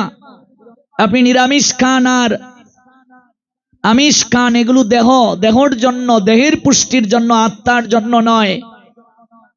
আত্মা নিরামিষও খায় না, মাছ মাংসও খায় না। আত্মার আহার হচ্ছে কৃষ্ণ কথা, কৃষ্ণ নাম। গৌর প্রেমানন্দে। আত্মার আহার হলো কৃষ্ণ কথা, কৃষ্ণ নাম। এটা আত্মার আহার। তাহলে এই লোকনাথ ব্রহ্মচারী বাবার আবির্ভাব তিথি উপলক্ষে আয়োজনকারী ভক্তরা শ্রেষ্ঠ দাতা, ওরা আত্মার আহার দান করছে। ভালো করে কথাটা বুঝবেন। ওরা আত্মার আহার দান করছে। এই লোকনাথ ব্রহ্মচারী বাবার আবির্ভাব উপলক্ষে এই কমিটি বৃন্দ, ওরা শ্রেষ্ঠ দাতা, দাতা শিরোমণি। ওরা আমাদের আত্মার আহারের ব্যবস্থা করছে। কেন? তার কারণটা হলো, আত্মা যদি দেহ ছেড়ে চলে যায়, দেহটা সঙ্গে সঙ্গে অচল হয়ে যায়, অচেতন হয়ে যায়, বিনাশ হয়ে যায়, শরীর নষ্ট হয়। প্রত্যেকটা মুহূর্তে মুহূর্তে দেখিন অস্মিন ইয়াতা দেহে কৌমারম যৌবনম জড়া তথা দেহান্তর প্রাপ্তি ধীরস্তত্র নমুজ্জতি। প্রত্যেকটা মুহূর্তে মুহূর্তে শরীরটা পরিবর্তন হচ্ছে। শৈশব থেকে কৈশোর, কৈশোর থেকে যৌবন, যৌবন থেকে বার্ধক্য। গীতার 2য় অধ্যায়ের 13 নং শ্লোকে এই কথা বলা আছে। প্রত্যেকটা মুহূর্তে মুহূর্তে পরিবর্তন হচ্ছে দেহটা। কিন্তু মনে রাখবেন, এই দেহটা পরিবর্তন হবে, এক সময় নষ্টও হয়ে যাবে। আত্মার নষ্ট হবে না, ও আরেকটা দেহে চলে যাবে কর্মানুযায়ী। তাহলে আমি দেহটার যদি প্রতিদিন কেবল যত্ন করি, ঘষা মাজা করি, পরিষ্কার পরিচ্ছন্ন করি, আত্মার যদি আহার না দেই, তাহলে আমার আত্মার অবস্থা কি হবে? 2 দিন দেহকে খাবার না দিলে দেহ যদি শক্তিহীন হয়, আর যারা হরিনাম করছি না, যারা হরিকথা শ্রবণ করছি না, তাদের আত্মাও উপবাসী, তাদের আত্মার অবস্থা কি হবে মা? যারা হরিনাম করছি না, হরিকথা শ্রবণ করছি না, তারা তো আত্মাকে খাবার দিচ্ছি না। তো 2 দিন দেহকে খাবার না দিলে, দেহ যদি ক্লান্ত হয়ে যায়, আত্মাকে খাবার না দিলে আত্মার অবস্থাটা কি হবে? For the soul there is neither but nor that at anything he has not come into being, does not come into being, and will not come into being. He has unborn eternal ever existence and primeval. He is not slain when the body is slain, said Almighty Creator Krishna Srimad Bhagavad Gita 2 chapter 20 verse. আত্মার তো কখনো বিনাশ নাই, সে তো একটা দেহ ছেড়ে আরেকটা দেখে যায়। তাহলে আত্মারও যত্ন নিতে হবে। একেবারে সহজ ভাষায় বলি, যদি আমি সংস্কৃত বলতে থাকি, ইংরেজি বলতে থাকি, তাতে পাণ্ডিত্য প্রকাশ হতে পারে, কিন্তু অনেকের বোধগম্য নাও হতে পারে। এই জন্য একটু গল্প আকারে বোঝানোর চেষ্টা করি ব্যাপারটা। মনে করুন আপনাদের এই ঝালকাঠি শহরে এক নতুন দাদা বিয়ে করেছে। বিয়ে করার পর বউ দিদি দাদাকে বলেছে, ওগো শুনলাম একটা বাণিজ্য মেলা হচ্ছে বরিশালে, চলো না একটু ঘুরে আসি বাণিজ্য মেলায়। বিয়ের পর তো তুমি আমাকে কোথাও ঘুরতে নিয়ে যাও না, শুধু ব্যবসা ব্যবসা ব্যবসা নিয়ে পড়ে থাকো, চলো একটু ঘুরতে যাই। বৌদি বায়না করেছে। এবার দাদা একটা গাড়ি এনে ঝালকাঠি শহর থেকে গাড়িতে চড়ে বৌদিদিকে নিয়ে বরিশালের উদ্দেশ্যে যাত্রা গেল। বেশি তো আর সময় লাগে না, আস্তে আস্তে দেখলাম 19-20 কিলোমিটার মাত্র। এবার বাণিজ্য মেলা ঘুরতে ঘুরতে হঠাৎ দাদা বৌদিকে বলছে, ওগো তোমার কি কিছু চয়েস লেগেছে? এবার বৌদি বলে উঠলো, হ্যাঁ দেখো দেখো দেখো, একটা খাঁচার মাঝে ময়না পাখি দেখা যাচ্ছে গো, এটা আমার খুব চয়েস লেগেছে। জানো, বিয়ের আগে আমি ময়না পুষতাম, এটা আমার শখ, এটা আমায় কিনে দেবে? দাদা খাঁচা সহ ময়না পাখি বৌদিদিকে কিনে দিল। গাড়িতে চড়ে বৌদিদি ওই ময়না পাখি ঝালকাঠি শহরে নিয়ে এলো। প্রত্যেক দিন ওই পাখিটার সেবা করে, খাঁচাটাকে ঘষা মাজা করে, আর ময়নাকে বুলি শেখায়। জানেন তো মা, ময়নাকে বুলি শেখানো যায়। তো ময়না রাধে রাধে বলো, ময়নাও বলে। তো ওই বৌদিদি বুলি শেখায় আর খাঁচাকে ঘষা মাজা করে। এভাবে কয়েক মাস কেটে গেল। বৌদিদির ছোট ভাই এলো তাকে নায়র নেয়ার জন্য। হেরে ছুড়দি, বাবা পাঠিয়েছে, অনেক দিন হয়ে গেল তুই যাস না, 1 মাস তোকে থাকতে হবে। বলছে তোর জামাইবাবু আসুক দেখি, সারাদিন তো ব্যবসা নিয়ে থাকে, আর বলিস না, কোথায় বিয়ে দিলে? এরকম দেখবে ভাই এলে পড়ে বোনেরা মনের কথা বলে, দুঃখের কথা বলে। তো জামাইবাবু ফিরে এলো, ওগো শুনছো, মা বাবা পাঠিয়েছেন 1 মাস থাকতে হবে বাবার বাড়ি যাওয়ার জন্য, তুমি কি বলো? বলছে যাও, অনেক দিন তো যাও না। যাও তো, যাবো তো ঠিকই, কিন্তু আমার তো একটা চিন্তা হচ্ছে। কি চিন্তা? আমি এই খাঁচাটিকে কোথায় রেখে যাই, পাখিটিকে কার কাছে রেখে যাই, কে সেবা যত্ন করবে? বলছে এটা একটা চিন্তা হলো। এক কাজ করো। বলছে কি কাজ? বলছে বড় বৌদিকে খাঁচাটা সমঝিয়ে যাও, মানে বড় যা। হ্যাঁ, যা বুঝো মায়েরা, বড় যা, বড় যা, তার কাছে খাঁচাটা দিয়ে যাও না, বৌদিকে খাঁচাটা বুঝিয়ে যাও। এবার এই ঝালকাঠি শহরের বড় বৌদি একটু বুদ্ধি শুদ্ধি কম, সরল। আপনারা আবার কেউ কিন্তু ভাববেন না যে আমি ঝালকাঠি শহরের বড় বৌদিকে সরল বলছি, বুদ্ধি নাই বলছি। এটা গল্পের বড় বৌদি, একটু বুদ্ধি শুদ্ধি কম, সরল টাইপের। আমাদের সিলেটি ভাষায় এগুলো হয় ব্যাককেল, মানে একটু ব্যাককেল টাইপের। এবার বলছে, আচ্ছা বর্দি, আমি তো বাবার বাড়ি যাব 1 মাসের জন্য, তুমি খাঁচাকে দেখাশোনা করতে পারবে? এবার ঝালকাঠি শহরের বড় বৌদি সে বলে উঠলো, পারবো না মানে? ছোট, যা যা যা, 1 মাস বাবার বাড়ি থেকে ঘুরে আয়, দেখিস খাঁচাকে আমি কত সুন্দর করে যত্ন করে রাখি, ঘষা মাজা করে রাখি। পরদিন সকালবেলা ছোট বৌদি বড় জায়ের নিকটে ময়না পাখির খাঁচাকে সমঝিয়ে ভাইয়ের সঙ্গে বাবার বাড়ির উদ্দেশ্যে যাত্রা করলো। এদিকে আগেই বললাম গল্পের ঝালকাঠির শহরের বড় বৌদি বুদ্ধি শুদ্ধি কম, একটু ব্যাককেল মানে বুকা, একটু সরল।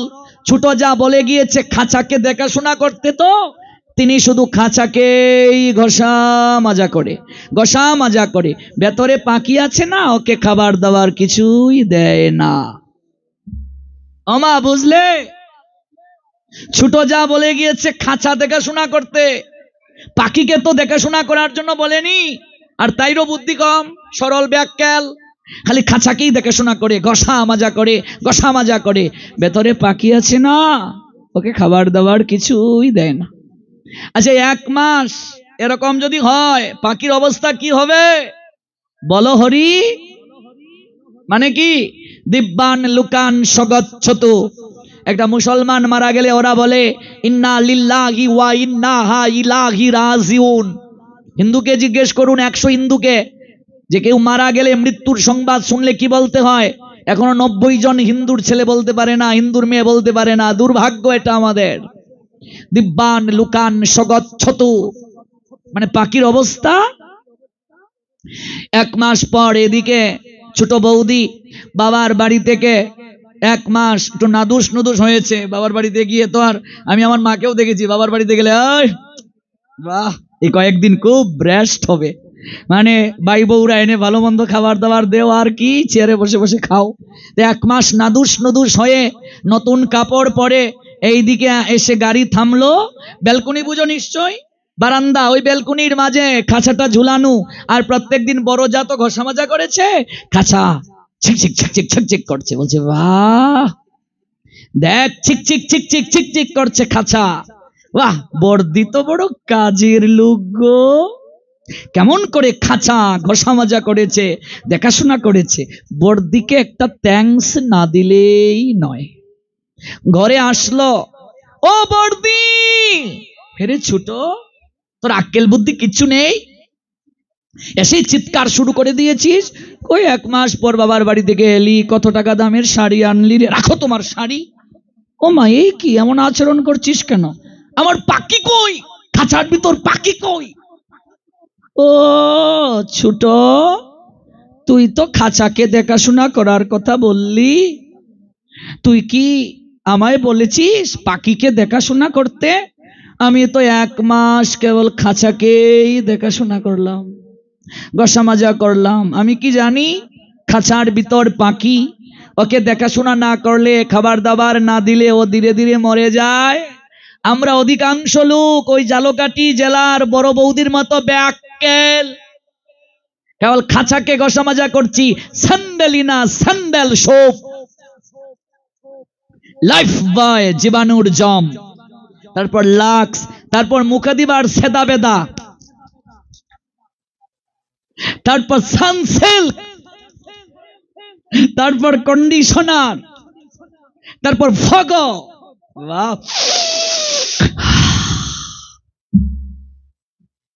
সব খাঁচা, বুঝলে, সব খাঁচা, হ্যাঁ সব খাঁচা। আর পার্লারে গিয়ে বাহ, গেছে পার্লারে জরিনা, বের হয়ে আসছে ক্যাটরিনা। পার্লারে ঢুকেছে আক্কাসালি, বের হয়ে আসছে ঝাক্কাসালি, সব খাঁচা। আর ভেতরে পাখি আত্মা গৌর ব্রহ্মানন্দে, উলুধ্বনি করো গৌর ব্রহ্মানন্দে, কিচ্ছু নেই। মাঝে মাঝে হরিধ্বনি উলুধ্বনি দিতে হয়। কলি তার শিষ্যকে নিয়ে ভাগবতের আশেপাশে ঘোরাফেরা করে, মাঝে মাঝে যখন হরিধ্বনি উলুধ্বনি করবে, যতদূর এই মঙ্গল ধ্বনি যাবে ততদূর পর্যন্ত কলি কখনো অবস্থান করতে পারবে না।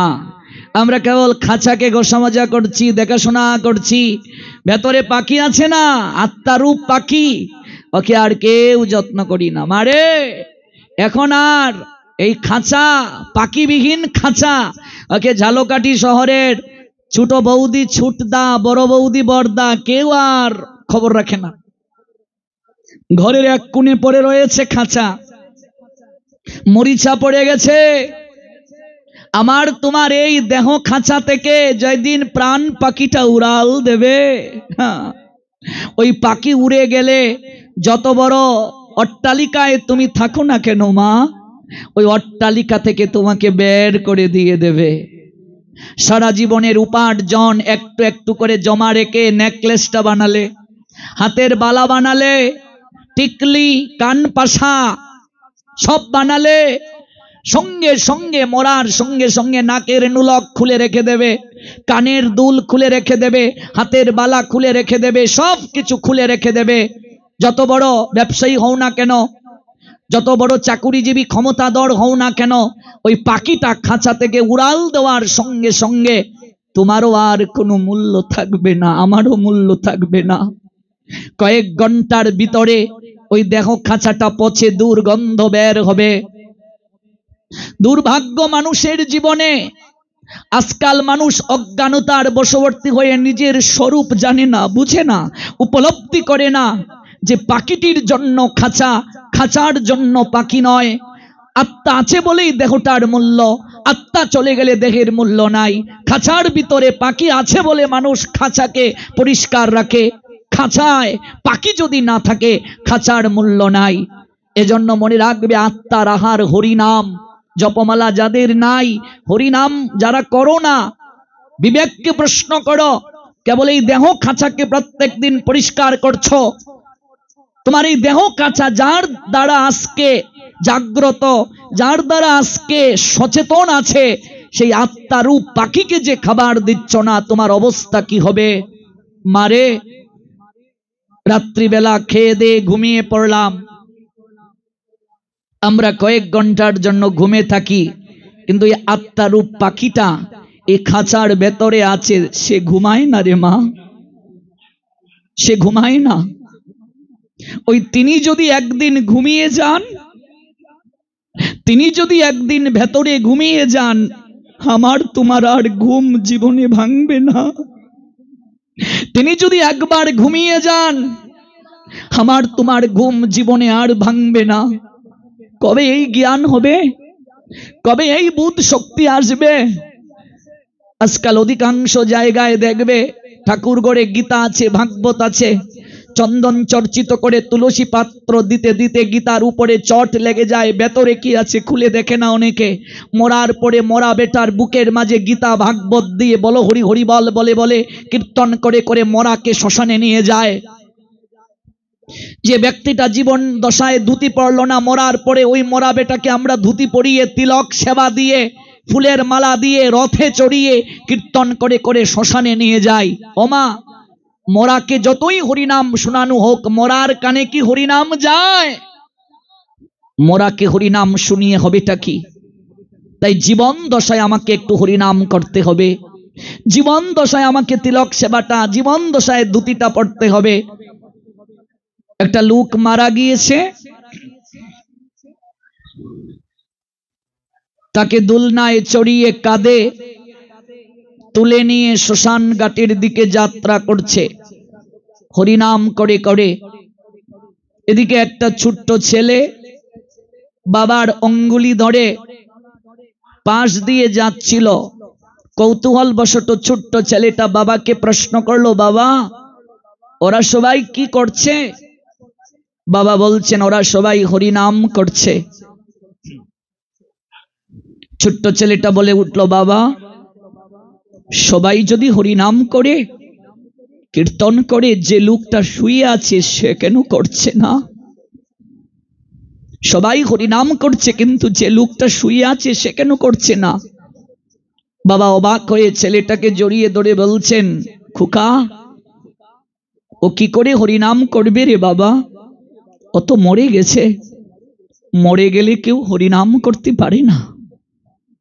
ছোট্ট ছেলে বাবার চোখের দিকে তাকিয়ে বলছে, বাবা মরে গেলে যদি হরিনাম করা না যায়, আমি তো তোমাকে একদিনও হরিনাম করতে দেখিনি, তাহলে তুমিও কি মরে গেছো বাবা?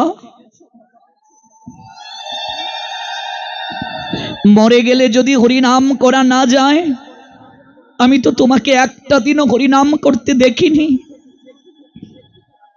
তুমিও কি মরে গেছো? খোকাকে জড়িয়ে ধরে তার বাবা কাঁদতে কাঁদতে বলল, বাবা কথাটা কি বললে রে? আমার এই জায়গাটাতে বড় আঘাত লেগেছে রে। সত্যিই তো বাবা, আমি তো একদিনও হরিনাম করিনি রে,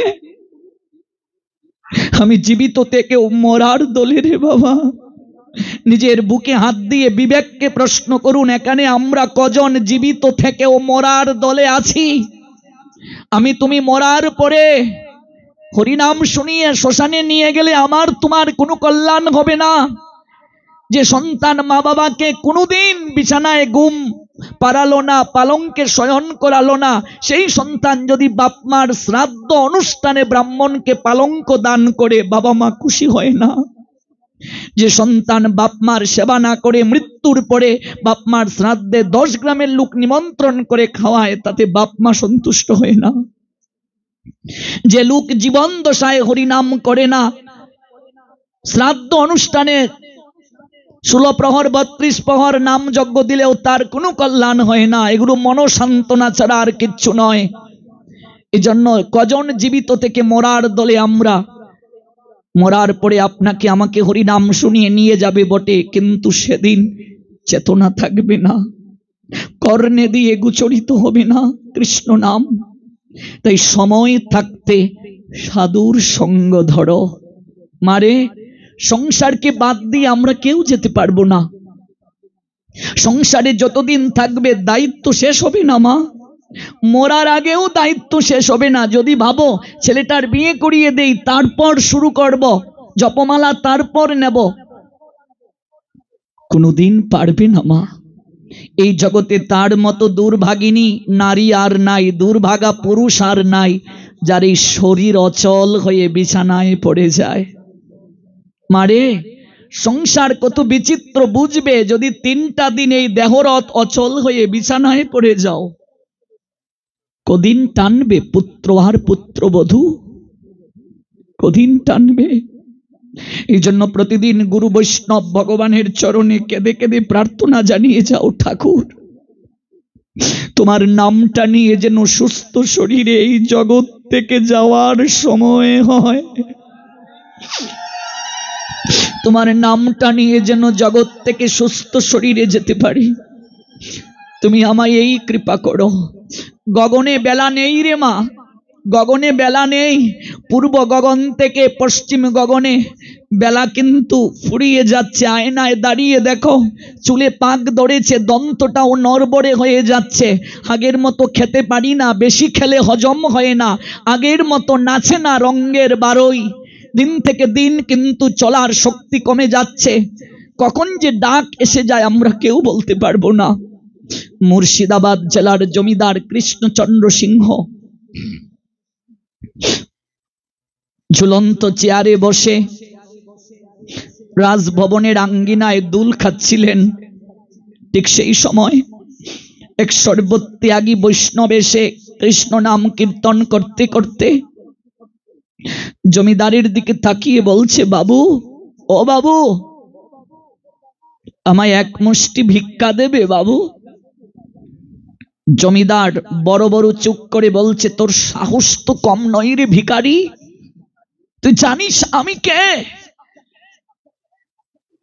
তুই আমার নিকটে ভিক্ষা চাইছিস? ওরে আমি যদি সহস্তে ভিক্ষা দেব, আমারে তো অগণিত দাস দাসী কেন আছে রে? ওরে আমি মুর্শিদাবাদ জেলার জমিদার, আমি কৃষ্ণচন্দ্র। বৈষ্ণব করজোড়ে বলছেন, বাবু অহংকার করলে? এই জগৎ সংসারে অহংকারী ব্যক্তির কোথাও স্থান হয় না বাবু। স্বর্গ মর্ত পাতাল জয়ী দশমুণ্ড ছিল, 1 লক্ষ যার পুত্র ছিল, 1.25 লক্ষ নাতি, মরতে মরতে কেউ রইল না তার বংশে জ্বালাবার বাতি। বাবু, সেই ভুবন বিজয়ী রাবণেরও পতন হয়েছিল অহংকারের কারণে। বাবু, 100 লাঠির অহংকার ছিল দুর্যোধনের। সন্ধির প্রস্তাব নিয়ে গোবিন্দ গিয়েছিলেন, গোবিন্দকে বন্দী বানাবার চেষ্টা করেছিল দুর্যোধন। কারাগারে নিয়ে যখন শিকলটা জড়িয়ে দরজাটা বন্ধ করে পাশে এসে দাঁড়িয়েছিল, দুর্যোধন তাকিয়ে দেখে কারাগারে গোবিন্দ না, নিজেই কারাগারের মাঝে আছে। কখনো দুঃশাসন, কখনো বিকর্ণ, কখনো ধৃতরাষ্ট্র, কখনো বিশ্বকে সে কারাগারের মাঝে দেখেছিল। গোবিন্দ বলেছিলেন, মূর্খ দুর্যোধন, তুই আমায় বন্দী বানাবার চেষ্টা করবে? এই জগৎ সংসারটাই কারাগার। ওরে, আমি প্রত্যেককে আধ্যাত্মিক, আদি ভৌতিক, আদি দৈবিক 3টা রশি দ্বারা কারাগারে আমি বেঁধে রেখেছি। ওরে, আমাকে লোহার শিকল দ্বারা বাঁধা যায় না রে। আমাকে যদি কেউ বাঁধতে চায়, যশোদার মতো প্রেমের দড়ি দরকার। আমি প্রেমের দড়ির বাঁধনে বাঁধিত হই। যশোদা আমাকে উদুকলের মাঝে প্রেমের দড়ি দ্বারা বন্ধন করেছিল। দুর্যোধনের অহংকারের কারণে, অধর্মের পক্ষ অবলম্বন করার কারণে বিনাশ হয়েছিল। হিরণ্যকশিপু, হিরণ্যাক্ষ থেকে শুরু করে কংস, জরাসন্ধ, শিশুপাল, দন্ত বক্র, কেউ রক্ষা পায় নাই। ও বাবু, আপনি অহংকার করলেন। বাবু, এই জগৎ সংসারে রাজ মুকুট আপনি নিয়ে আসেননি বাবু, রাজ সিংহাসন আপনি নিয়ে আসেননি। মানুষ ল্যাংটা আসে, আমি আপনিও এভাবেই এসেছি। ল্যাংটা যায়, লজ্জা নিবৃত্তির বস্ত্র নিয়ে যায় না। মানুষ যা পেয়েছে এখান থেকে রেখে যাবে এখানে, কিচ্ছু নিয়ে যেতে পারবে না, যাবে কেবল কর্ম ফসল। আজকের রাতের মতো যতগুলো রাত আমাদের জীবনে সাধু সঙ্গে কাটানোর সুযোগ হয়েছে রে মা, এমনকি আজকের রাতটাও চিত্রগুপ্তের খাতায় লেখা হয়ে গেছে।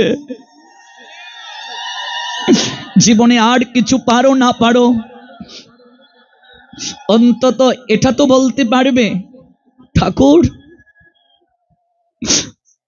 ওই লোকনাথ ব্রহ্মচারী বাবার আশ্রমে শীতলা মায়ের চরণে একটা রাতের কয়েকটা ঘন্টা তো তোমার কথা শ্রবণ করে দুফুটা নয়নের জল তোমার চরণে দিয়ে গিয়েছিলাম ঠাকুর। আর কিছু পারি না পারি, অন্তত দুফুটা নয়নের জল তো তোমার চরণে দিয়ে গিয়েছিলাম। দেখবে ওই কৃপার কারণেও শাস্তিটা কমে যাবে। এটাই সর্বশ্রেষ্ঠ প্রাপ্তি জীবনে, এর থেকে কিছু যায় না রে বাবা। বাবু আপনি অহংকার করলেন, কিচ্ছু সঙ্গে যায় না। এই জগতে আমরা সবাই ভিখারি বাবু, আপনি আমাকে ভিখারি বলে তাচ্ছিল্য করলেন। কৃষ্ণচন্দ্র জমিদার অবাক হয়ে বলছেন, তোর কথাগুলো আমার এই জায়গায় বিদ্ধ হয়েছে তীরের মতো, তুই দাঁড়া। আমি সহস্তে জীবনে কাউকে ভিক্ষা দেইনি, আমি আজ নিজের হাতে তোকে ভিক্ষা প্রদান করব। সাধুর সঙ্গ, সাধুর সাহচর্য, সাধুর মুখের কথার এত শক্তি। প্রেমহীন ব্যক্তির হৃদয়ে প্রেম জাগ্রত হয়, ভক্তিহীন ব্যক্তির চিত্তে ভক্তি জাগ্রত হয়। এজন্যই সাধুর দর্শনে যায় মনের ময়লা, পরশে হয় প্রেম তরঙ্গ। সাধুর সান্নিধ্যে যেতে হয়, তার শ্রীমুখে হরি কথা শুনতে হয়। রাজকুশ থেকে এক থলে স্বর্ণ মুদ্রা এনে বৈষ্ণবের হাতে তুলে দিয়ে বললেন, জানিয়ে যা, তোকে আর ভিক্ষা করতে হবে না, 7 পুরুষ বসে খেতে পারবে। করজুড়ে বলছে, বাবু আমি এক মুষ্টি চাল ভিক্ষা চাইলাম, আপনি আমায় 1 তলে স্বর্ণ মুদ্রা দিয়ে দিলেন। ও বাবু, আমি যদি ঐশ্বর্যেই দিনাতিপাত করতে পারতাম, আজকে সব ছেড়ে তো আমি ভিখারি হতাম না। দাঁড়ে দাঁড়ে কৃষ্ণ কৃষ্ণ বলে গলবস্ত্র পেতে নয়নের জলে ভিক্ষা চাইতাম না বাবু, আমার এটা প্রয়োজন নেই। না না না, নিয়ে নে নিয়ে নে নিয়ে নে ভিখারি। বৈষ্ণব ভিখারি 1 তলে স্বর্ণের মুদ্রা হাতে নিয়ে কি জানি কি ভাবতে ভাবতে নদীর কুলপানে তো হেঁটে যাচ্ছে, তখন 1 তলে স্বর্ণ মুদ্রা নদীর জলে সে ফেলে দিল। ওই ঝুলন্ত চেয়ারে আঙ্গিনায় বসা কৃষ্ণচন্দ্র জমিদার এই দৃশ্য দেখে দৌড়ে গিয়ে বলছেন, ভিখারি, ও ভিখারি, তুই কি কাজ করলি রে? তুই আমার বাড়িতে গেলি ভিক্ষার জন্য, রাজমহল থেকে আমি তোকে 1 তলে স্বর্ণ মুদ্রা দিলাম, তুই আমার স্বর্ণ মুদ্রা ফেলে দিলে নদীর চলে। বাবু, আপনার প্রদত্ত স্বর্ণ মুদ্রা হাতে নিয়ে আমি যখন নদীর কুল পানে হেঁটে যাচ্ছি, ভেতর থেকে কে জানি আমায় বলছে, ভিখারি তোর মনেও বুঝি কৃষ্ণচন্দ্র জমিদারের মতো বাসনা জেগেছে? ওরে, ওই কৃষ্ণচন্দ্র জমিদারের মতো বিষয়ী লোকেরা অর্থের পাহাড় গড়তে পারে, স্বর্ণের মুকুট মাথায় নিয়ে রাজকীয় পালঙ্কে বিশ্রাম আয়েশ করতে পারে, রাজ সিংহাসনে বসে ওরা আধিপত্য বিস্তার করতে পারে, কিন্তু ওদের জীবন যৌবনে কোনোদিন কৃষ্ণ বলে নয়ন জল নিক্ষেপ করার পরিবেশ হয় না রে। ওরে, ওরা গুরু বৈষ্ণব সান্নিধ্যে যেতে পারে না রে। অর্থ জীবনে প্রয়োজন আছে ভিখারি, কিন্তু অধিক অর্থ মানুষের জীবনে দুঃখের কারণই হয়। অর্থ অবশ্যই প্রয়োজন আছে, অর্থ না হলে আপনার দুবেলা দুমুঠো আহারেরও ব্যবস্থা হবে না, ধর্মীয় অনুষ্ঠানের আয়োজনও হবে না। কিন্তু অধিক অর্থ উপার্জনের নেশা মানুষকে অপরাধী করে তোলে, পাপের সাম্রাজ্য গড়ে তোলে এবং তাদের কঠিন শাস্তি হয়। ওরে, তুই তো ভালোই ছিলি রে, হরিনাম করতে আর যা পাতি তা দিয়ে আমার সেবা দিয়ে তোর জীবন চলতো। কে জানি আমায় ভেতর থেকে এই কথাগুলো বলছে। বাবু, আমায় ক্ষমা করুন, আপনার স্বর্ণ মুদ্রা আমি নিতে পারিনি, আর আপনি তো আমায় দান করে দিয়েছেন। সত্য ত্যাগ করে কোনো কিছু দান করলে ওই দানকৃত দ্রব্যের প্রতি যদি অধিকার কেউ রাখে, দানের কখনো যথাযথ কৃপা হয় না বাবু। আপনার আমার সঙ্গে একমাত্র হরিনাম চাবে, এজন্য আমি হরিনাম নিয়েই থাকতে চাই, আপনি ক্ষমা করে দিন। কৃষ্ণচন্দ্র অবাক হয়ে গেল, এত ভিখারি স্বর্ণমুদ্রা পেয়েও একটু লালসা করলো না, নদীর চলে ফেলে দিল। কথাটা ভাবতে ভাবতে নদীর কুলপানে যখন হেঁটে যাচ্ছে, ঠিক সেই সময় একটা শব্দ কৃষ্ণচন্দ্র জমিদারের কর্ণে এসে গোচরিত হলো। একটা রজকের কন্যা, রজক মানে ধূপা, এক ধূপার কন্যা তার বাবাকে ডাকছে, বাবা, ও বাবা, বেলাজি যাই বাবা, ভাসনায় আগুন দেবে না? কলা পাতাকে রোদে শুকিয়ে আগুন দ্বারা পুরানোর নাম ভাসনা। রজকের কন্যা ডাকছে, বাবা, বেলাজি যায়, ভাসনায় আগুন দেবে না? কৃষ্ণচন্দ্র জমিদার অবাক হয়ে দূর থেকে নদীর কূলে দাঁড়িয়ে মেয়েটার দিকে অবলোকন করছে, এক পা দুপা করে এগিয়ে বলছে, মা, কথাটা কি বললে আবার বল। বাবা, বেলাজি যায়। কৃষ্ণচন্দ্র জমিদারের চোখ বেয়ে চড়চড় করে জল পড়ল। তাকালো সে পশ্চিম দিকে, সূর্যও প্রায় যায় যায়, তখন পরন্ত বিকেল। কৃষ্ণচন্দ্র অনুভব করলো শুধু কি দিবসের বেলা যায়, জীবনের বেলাও তো এমন করে চলে যায়। আমি তো কোনোদিন ভাবিনি এই রাজ সিংহাসন, এই রাজকীয় পালঙ্কের শয়নের সুখ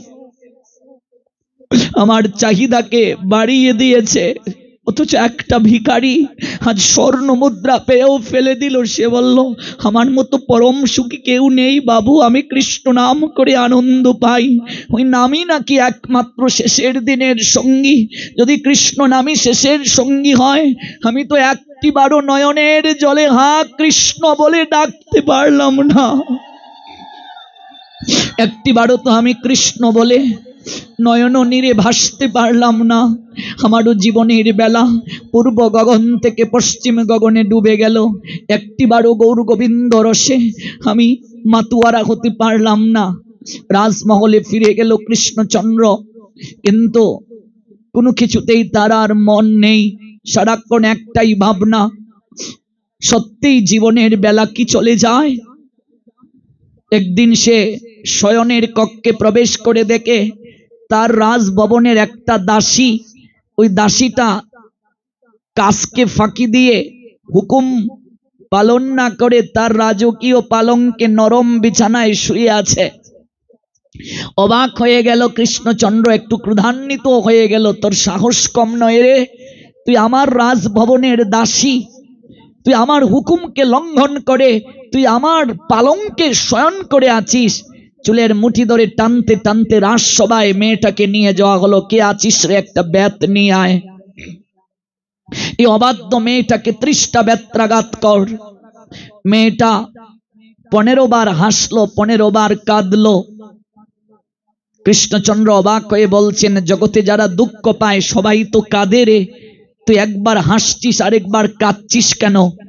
মেয়েটা করজুড়ে বলল, বাবু, হাসছি আমার জন্য আর কাঁদছি আপনার জন্য। জমিদার অবাক হয়ে আবার বলছে, কথাটা কি বললি তুই, তোর জন্য হাসছিস আমার জন্য কাঁদছিস? বাবু, মনে পড়ে আমার বাবা যেদিন আপনার রাজভবনে আমায় দাসীবৃত্তি করতে দিয়ে গিয়েছিলেন, আপনাকে প্রণাম দিয়ে বলেছিলেন, বাবু, আমার মেয়েটা কৃষ্ণ অনুরাগী, তাকে একটু কৃষ্ণ ভজনের সুযোগ দেবেন। সেদিন থেকে আপনার রাজভবনে সকল কাজের পাশাপাশি আমি কৃষ্ণ ভজন করি। আজ আপনার শয়ন কক্ষে গেলাম একটু বিছানা গোছগাছ করতে, আলতু করে পরশ বুলালাম নরম বিছানা, আহা, না জানি কত সুখ হয় এই বিছানায় আমার বাবু ঘুমায়। যদি একটু ঘুমাতে পারতাম, একটু বিশ্রাম নিতে পারতাম। আমার বাসনা জাগলো হৃদয়ে, যখন ক্লান্ত দেহটাকে আমি বিলিয়ে দিলাম, নিদ্রা দেবী আমায় ঘুম পাড়িয়ে দিলেন। ভুলে গেলাম আমি দাসী, আমি চাকরানী, আমি মালিকের বিছানায় ঘুমিয়ে গেছি, আমি মালিকের হুকুম পালন করিনি, মালিকের হুকুম লঙ্ঘন করে আমি এখানে ঘুমিয়েছি। বাবু, আমি অপরাধ করেছি, আপনি আমায় 30টা বেত্রাঘাত করেছেন, হাসছি এই জন্য। ভগবান কত করুণাময়, আপনাকে দিয়ে 30টা বেত্রাঘাত করিয়ে আমাকে বুঝিয়ে দিলেন, ওরে জগতে চাকর চাকরানী মালিকের হুকুম পালন করবে, ডিউটি পালন করবে, ওর কাজ ফাঁকি দিয়ে তার বিছানায় ঘুমানোর জন্য সেই কাজে নিযুক্ত হয় নাই। বাবু, আমি কাঁদছি আপনার জন্য। বাবু, এই জগতে আমি যেমন চাকরানী, আপনিও চাকর। আপনি যে রাজমুকুট পরিধান করে এত আভিজাত্য দেখাচ্ছেন, এই মুকুট আপনি সঙ্গে নিয়ে আসেননি, এই রাজমহল আপনি সঙ্গে নিয়ে আসেননি, এই রাজসিংহাসন আপনি সঙ্গে নিয়ে আসেননি। বাবু, এই জগতে একজনই মালিক, তিনি অনাদির আদি শ্রী গোবিন্দ ভগবান। মাত্র কয়েক ঘন্টা যদি আপনার কাজ না করার কারণে, হুকুম পালন না করার কারণে, এই বিছানায় বিশ্রাম করার কারণে আপনি আমায় তৃষ্ণা ব্যত্রাঘাত করতে পারেন, এতটা বছর ধরে আপনার রাজভবনে আমি দাসীবৃত্তি করি বাবু, একটা দিনও তো আপনাকে ওই মালিকের একটা হুকুম পালন করতে আমি দেখিনি বাবু। একটু ঠাকুর গড়ে গিয়ে বসতে দেখিনি, একটু গুরুচরণে আশ্রয় নিতে আপনাকে দেখিনি, একটু ব্রত পালন করতে দেখিনি, একটু সাধুর নিকটে গিয়ে বসতে দেখিনি, একটু ভাগবত পাঠে গিয়ে আপনাকে বসতে দেখিনি। জীবনে একটা হুকুমও ওই মালিকের আপনি পালন করেননি, যে আপনাকে এত কিছু দিলেন, শরীর দিলেন, অঙ্গ প্রত্যঙ্গ সচল দিলেন, জমিদারি দিলেন, এত কিছু দিলেন, একটা দিনও তো কৃতজ্ঞতা চিত্তে প্রণাম দিয়ে ওই মালিককে বলেননি, প্রভু তুমি আমায় যা দিয়েছো আমি কৃতজ্ঞতা জ্ঞাপন করি। দিনের পর দিন, মাসের পর মাস, বছরের পর বছর আপনি ওই মালিকের হুকুম লঙ্ঘন করে ওই বিছানায় ঘুমিয়ে আসছেন। আমি কাঁদছি এজন্য, না জানি শেষের দিনে ওই মালিক আপনার জন্য কতটা ব্যত্রাঘাত জমা করে রেখেছেন। আষাঢ়কে মাটিতে পড়লেন কৃষ্ণচন্দ্র জমিদার। এগুলো বানানো গল্প নয়, ইতিহাসের কথা। এখনো বৃন্দাবনে গেলে দেখবে কৃষ্ণচন্দ্র জমিদারের মন্দির আছে, যার ডাক নাম ছিল লালাবাবু। লালাবাবুর মন্দির আছে এখনো বৃন্দাবনে গেলে দেখবে। আষাঢ়কে ভুলুণ্ঠিত হলেন, তুই কথাটা কি বললি রে? ওর এই জায়গায় আমার আঘাত লেগেছে। ওরে ঠিকই তো রে, আমি তো একটা দিন ওই মালিকের একটা হুকুম পালন করিনি রে। আমি ঠাকুর গড়ে গিয়ে 5 মিনিটের জন্য বসিনি রে, আমি গীতা ভাগবত পাঠে গিয়ে একটু বসিনি রে, গুরু বৈষ্ণব সেবা করিনি রে। আমার জীবনের অর্ধেক সময় চলে গেল, আমি আজও গুরু চরণে আশ্রয় নেইনি রে। ঠিকই তো রে, না জানি আমার জন্য কয়টা ব্যত্রাঘাত জমা আছে।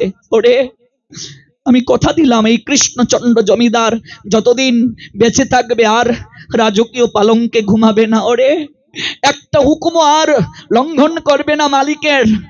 আমি বাকিটা জীবন মধুময় শ্রী বৃন্দাবনে গিয়ে ভজন করবো রে। আর তুই আমার শিক্ষা গুরু রূপে পূজিত হবি। তুই আমার ভেতরে অনুভূতি জাগিয়ে দিয়েছিস, চেতনা জাগিয়ে দিয়েছিস। ওই কৃষ্ণচন্দ্র জমিদার পরবর্তীতে মধুময় শ্রী বৃন্দাবনে গমন করলেন।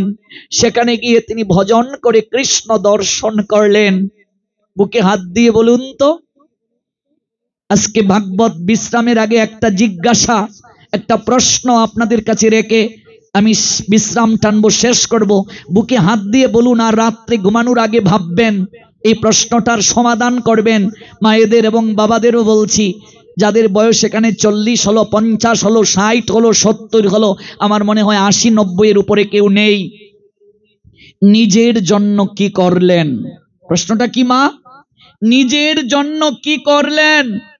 যদি বলেন আপনার মেসুর সঙ্গে যখন বিয়ে হয়েছিল বাবা, 3 সেটের বাড়ি ছিল, আমি বিল্ডিং এ থাকি, এটা নিজের জন্য নয়। ছেলেটাকে ডাক্তার বানালাম, মেয়েটাকে ভালো জায়গায় বিয়ে দিলাম, এটা নিজের জন্য নয়, এটা আপনার দায়িত্ব, এটা আপনার কর্তব্য। আপনি সংসারে গিয়েছেন, সন্তানের প্রতি দায়িত্ব আছে, স্ত্রীর প্রতি, স্বামীর প্রতি দায়িত্ব আছে, কিন্তু আপনার ভব নদীর ঘাটের সম্বল আপনি কি করলেন? কি ডিউটি পালন করলেন? কতটা মালিকের হুকুম পালন করতে পারলেন? এই জিজ্ঞাসাটা রেখেই আজকে বিশ্রাম টানবো। আগামীকাল যথাসময়ে আজ যেখানে শেষ করছি ওই জায়গা থেকে পুনরায় শ্রবণ করব।